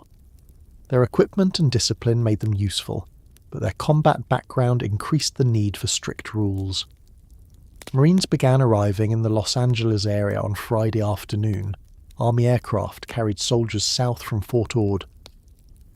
Major General Marvin Covalt established Joint Task Force Los Angeles to command active duty troops in the newly federalized Guard. The combined operation eventually involved thousands of National Guard members, Army soldiers, Marines, and federal agents. Arrival did not mean immediate street deployment. Active duty units needed briefings, assignments, maps, legal instructions, and coordination with local police. Most federal soldiers and Marines remained at staging areas through Friday night and much of Saturday. The first active duty units moved into street positions on Saturday evening, when the worst widespread violence had already begun to decline. This delay produced two competing interpretations. City residents who watched buildings burn believed federal help had come too slowly. Military planners argued that large units could not be placed into a civilian population without preparation. Guard officers later pointed out that thousands of state troops and police were already restoring order before most active duty forces arrived.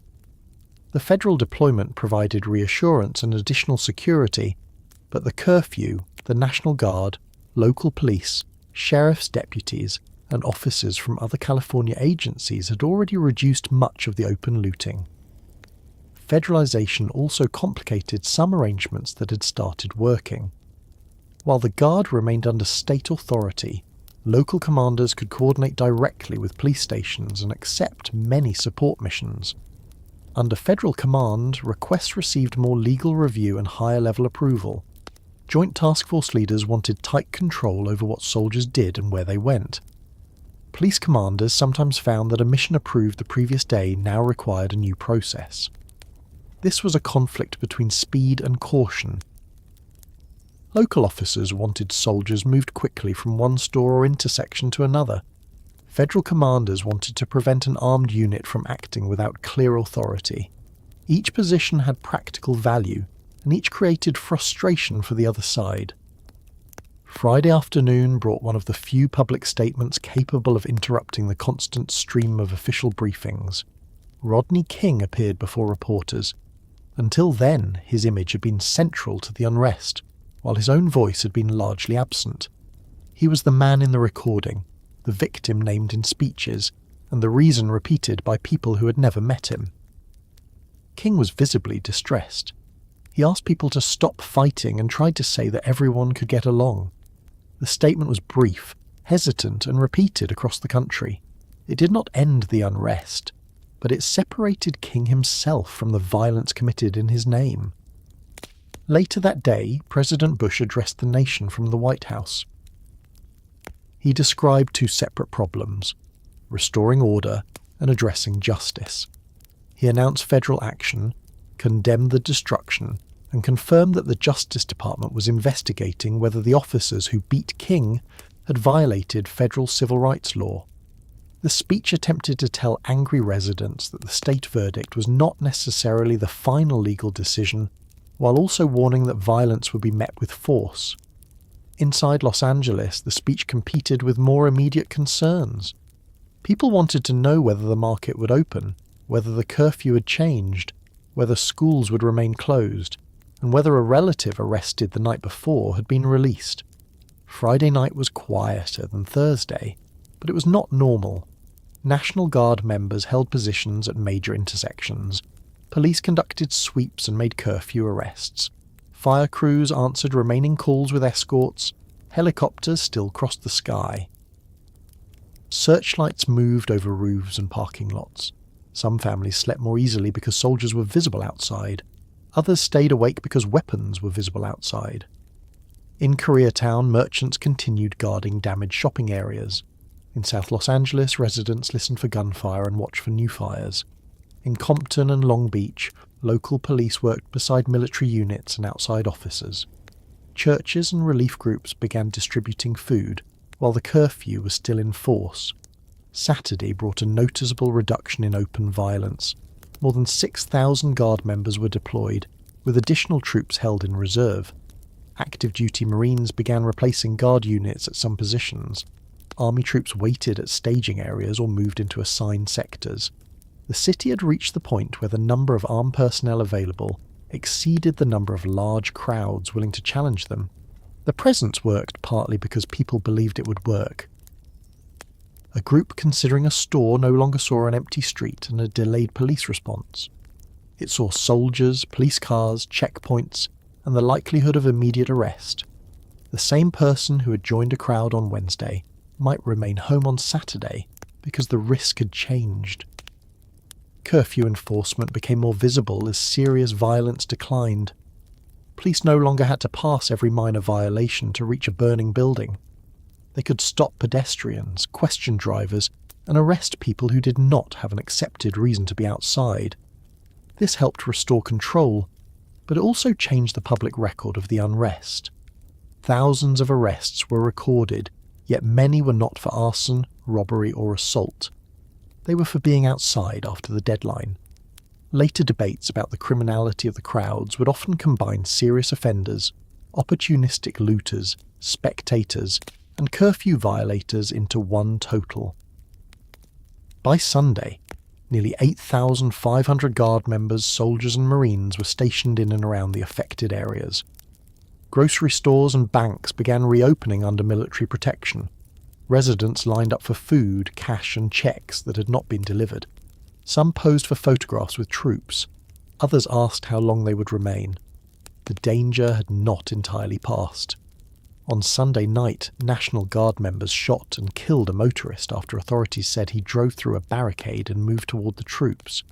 It was the first fatal shooting attributed to Guard gunfire during the deployment, and it showed how quickly an attempt to restore order could create another death. Mayor Bradley announced that the curfew would end after Sunday night. Schools would reopen, more stores would resume business. Trash collection, mail delivery, and public transportation would begin returning toward ordinary schedules. Federal troops and Guard units would remain because officials were not ready to trust the calm without them. When Monday morning arrived, people were again permitted to move freely through streets they had spent 4 nights being told to avoid. They stepped outside and saw what the television helicopters had shown only from a distance: blocks of burned businesses, walls without roofs, parking lots filled with debris, and handwritten signs identifying which stores had survived. When Monday morning arrived, people were again permitted to move freely through streets they had spent 4 nights being told to avoid. They stepped outside and saw what the television helicopters had shown only from a distance: blocks of burned businesses, walls without roofs, parking lots filled with debris, and handwritten signs identifying which stores had survived. The smell remained even where the flames had gone out.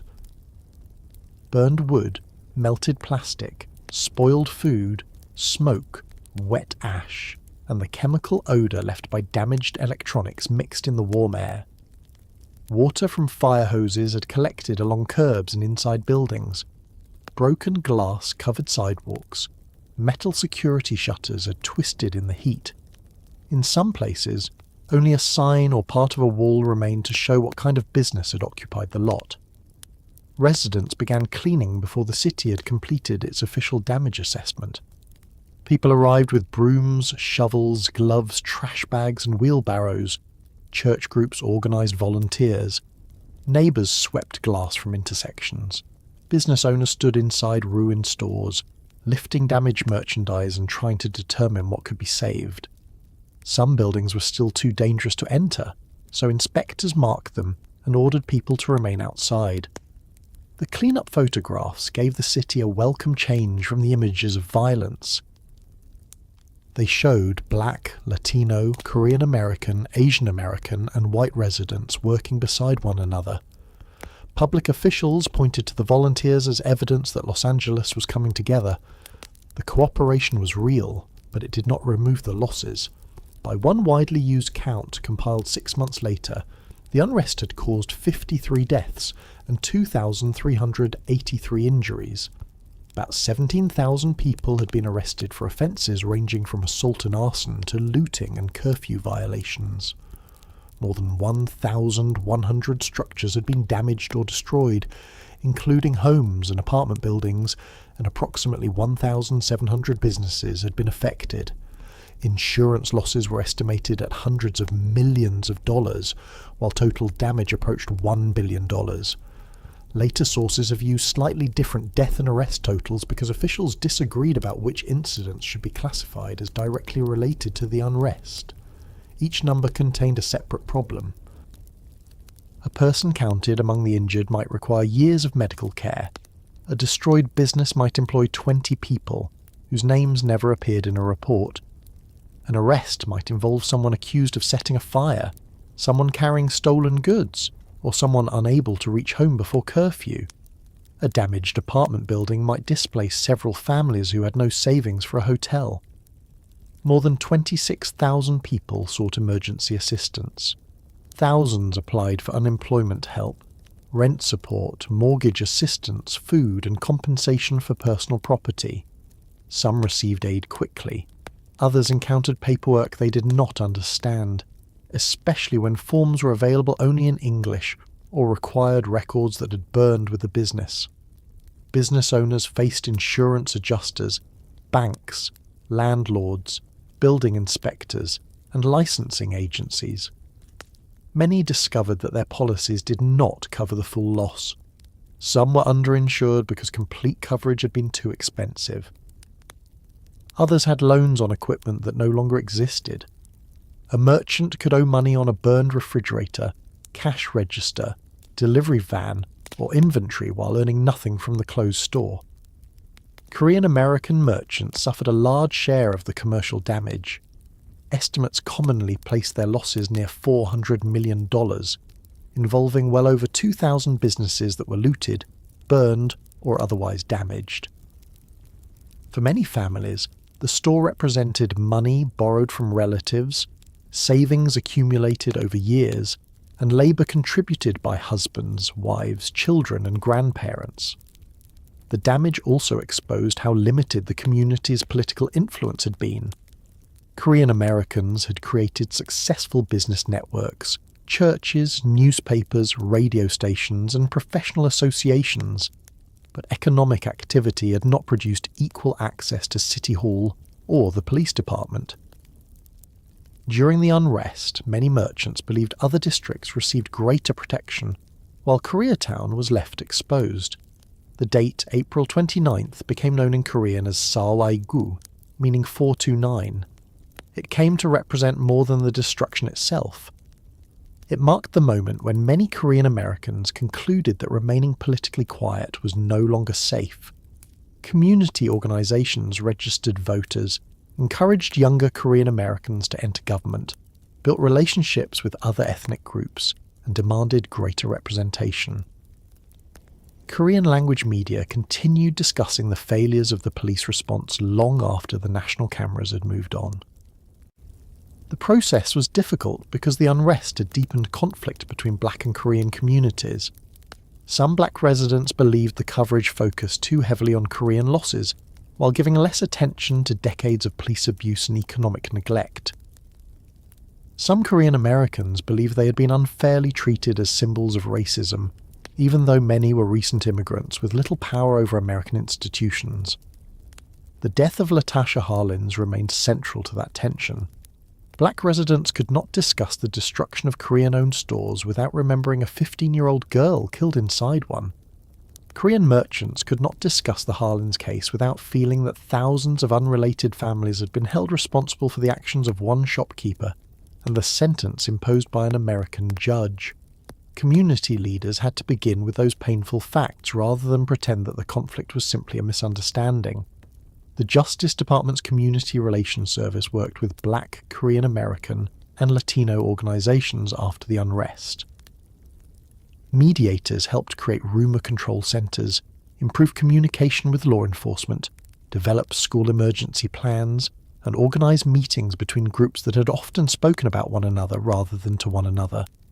Churches held joint services and public discussions. Young people participated in exchange programs. Business groups met with neighborhood organizations. Progress came through repeated local meetings rather than one citywide declaration.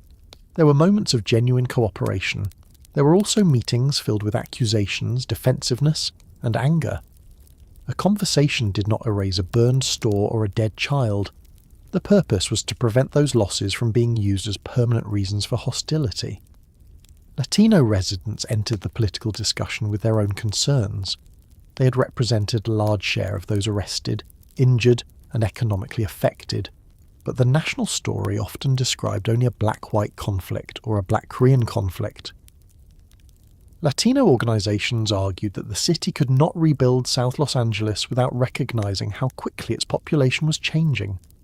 The neighborhoods damaged in 1992 were becoming increasingly Latino. Many families faced low wages, crowded housing, weak schools, language barriers, and tense relations with police. A rebuilding plan designed around an older racial map would fail to address the people who actually lived there. Mayor Bradley announced a major recovery organization only days after the unrest.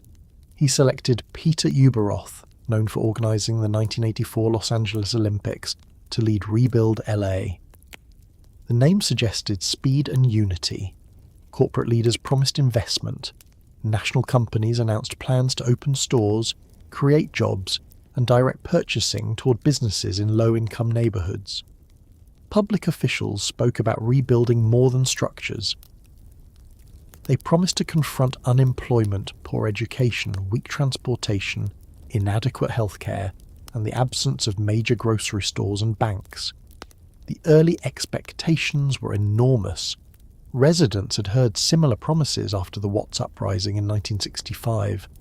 Reports had been written, programs had been announced. Some improvements followed, but poverty, unemployment, and distrust remained.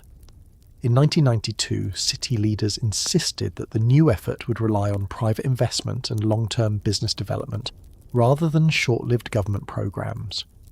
That approach created immediate tension. Private companies usually invest where they expect profit. The neighborhoods most in need of jobs often contain the conditions that made investors cautious.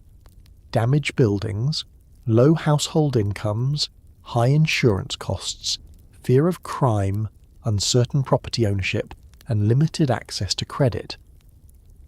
Rebuild LA could encourage a company to open a store, but it could not guarantee customers with enough money to support it. It could announce commitments, but it had limited power to make corporations fulfill them. It could bring business leaders to meetings, but it could not replace the city agencies responsible for permits, land use, housing, streets, schools, and public safety. Confusion developed over who was responsible for helping individual victims. Some officials assumed Rebuild LA was handling the work. Rebuild LA leaders argued that their mission was broader economic development, not direct disaster assistance. An internal report issued 1 year later described the recovery process as confused and found that the organization's role in helping damaged businesses had often been unclear and ineffective. Rebuilding physical property moved slowly. Owners needed permits, financing, insurance settlements, contractors, and decisions about whether the previous business would be allowed to return. The City Council introduced additional review for liquor stores, gun shops, swap meets, auto repair businesses, and other uses that neighborhood organizations did not necessarily want rebuilt exactly as they had been. Residents argued that reconstruction should not restore every condition that existed before the fires. Many neighborhoods had too many liquor stores and too few supermarkets, pharmacies, banks, parks, and childcare centers. Rebuilding the same commercial pattern would replace the walls without addressing the complaints that had existed before the verdict. Business owners viewed the delays differently. A merchant waiting for approval still had rent, debt, and family expenses. Korean American organizations argued that the new restrictions fell heavily on immigrant owners, who operated many of the affected liquor stores and small shopping centers. By late August 1992, fewer than 40 rebuilding permits had been issued for more than 500 of the most severely damaged structures in Los Angeles. Rubble remained on commercial streets months after the cleanup campaigns. 2 years later, half of the 607 properties classified as severely damaged or destroyed had still not been rebuilt. Progress was especially slow south of the Santa Monica Freeway.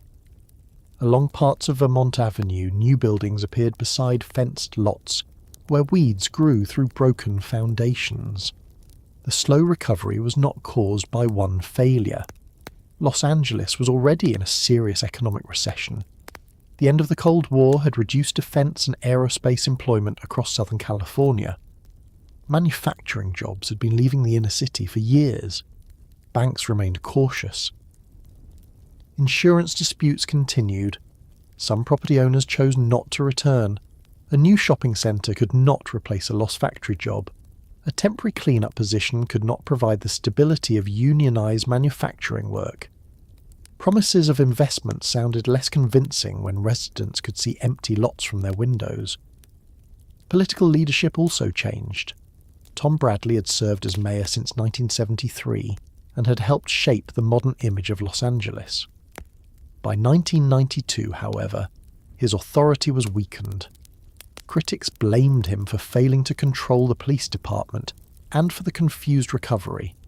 Bradley announced that he would not seek another term and left office in 1993. Daryl Gates retired as police chief in June 1992, 2 months after the unrest. His departure had already been expected, but the failure of the police response made it impossible to separate his retirement from the crisis. Willie L. Williams, the police commissioner of Philadelphia, became the first black chief of the Los Angeles Police Department on June 30, 1992. Williams promoted community policing and attempted to change the department's public relationship with the city. His appointment sent an important message, but one new chief could not quickly transform an institution as large and defensive as the LAPD. The Christopher Commission had already documented repeated misuse of force by a significant group of officers, weak complaint investigations, racial bias, and inadequate discipline. It recommended stronger civilian oversight and a limit on the police chief's term. Los Angeles voters approved a charter amendment that limited future chiefs to 2 5-year terms and increased the authority of civilian officials. The Webster Commission examined the response to the unrest itself. After interviewing hundreds of people and reviewing police operations, it concluded that the city and LAPD had shown a broad lack of preparation for civil disorder and a specific failure to prepare for the verdict. The department had not established effective plans for command, deployment, communications, and cooperation with outside agencies. Those findings changed emergency planning. Police agencies improved mutual aid procedures, command structures, communication systems, and training for major disturbances. The city did not want another situation in which officers waited at a command post while residents watched attacks on live television. Police reform developed more slowly. Some officers believed the department was being blamed for social problems it could not solve. They argued that they had been expected to control heavily armed streets with unclear orders and insufficient support. Community members responded that the department had spent years demanding broad authority while rejecting outside criticism. If the LAPD wanted the power to police the city aggressively, it also had to accept responsibility when preparation and leadership failed. The federal government continued the criminal case arising from the beating of Rodney King. On August 4, 1992, federal prosecutors indicted the same 4 officers on charges of violating King's civil rights. The federal case did not simply repeat the state prosecution. Prosecutors had to develop evidence independently and prove that the officers had willfully used or permitted excessive force under colour of law. The trial took place in Los Angeles before a more diverse jury. Officials prepared for the verdict with a level of care that had been absent 1 year earlier. Police schedules were adjusted. Community leaders organised peace efforts. Federal mediators monitored tensions. The National Guard was placed on alert. On April 17, 1993, the jury convicted Sergeant Stacy Kuhn and Officer Lawrence Powell. Theodore Brasino and Timothy Wind were acquitted. Kuhn and Powell later received 30-month prison sentences. The mixed verdict produced anger and relief without causing another citywide emergency. For many residents, the conviction showed that the videotape had finally led to criminal accountability. Others believed 2 convictions were insufficient. Police supporters argued that the federal prosecution punished officers who had already been tried in state court, although the federal charges involved separate legal rights. The result did not settle the larger question of trust. It showed that a second jury, applying a different law and hearing a different presentation, could reach a different conclusion. Rodney King pursued a civil case against the city. In April 1994, a federal jury awarded him $3.8 million in compensatory damages. He did not receive the much larger punitive award his lawyers had sought. The money paid for injuries that could be listed in court, but it could not give him an ordinary life again. King remained associated with the beating and the unrest wherever he went. His difficulties with alcohol and repeated encounters with law enforcement continued in public view. People expected him to represent forgiveness, racial healing, police reform, and the consequences of trauma, even though he had never chosen to become a national symbol. Reginald Denny also lived with permanent injuries. He underwent extensive rehabilitation after the attack at Florence and Normandy. When some of the men accused of beating him were tried, Denny surprised many people by refusing to express hatred. He later met members of the families connected to the case. Fidel Lopez carried scars, hearing damage, and memories that received less public attention. The residents who rescued both men returned to lives that were ordinary compared with the images that made them briefly famous. The people who lost relatives could not return to the lives they had before. Some killings remained unsolved. Families believed the scale of the unrest allowed individual deaths to disappear into the larger event. A homicide that would normally receive days of investigation occurred during hours when detectives, patrol officers, and emergency workers were overwhelmed. Store owners spent years in court over insurance payments. Workers moved to other neighborhoods or left Los Angeles. Families relocated after losing homes, jobs, or confidence in the city. Empty lots remained after anniversary speeches ended. There were real changes in Los Angeles after 1992. The LAPD became more racially diverse. Civilian oversight grew stronger. Community policing received greater attention. Communication between law enforcement and Black, Latino, Korean American, and other community organizations improved.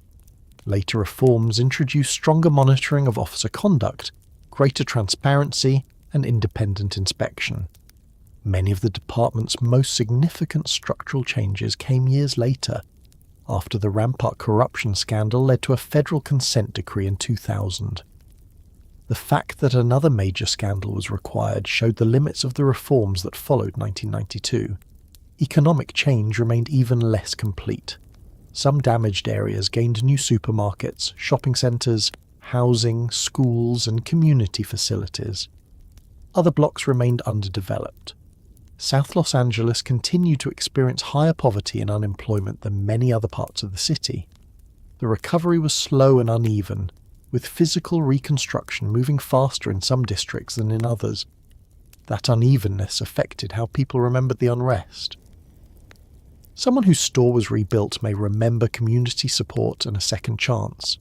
Someone whose family lost everything may remember promises that never reached the block. A police officer may remember impossible conditions and orders that arrived too late. A resident may remember calling for help and watching patrol cars pass without stopping. Some call the events riots because they remember attacks, theft, and arson. Others call them an uprising or rebellion because they remember the verdict and the long history that came before it.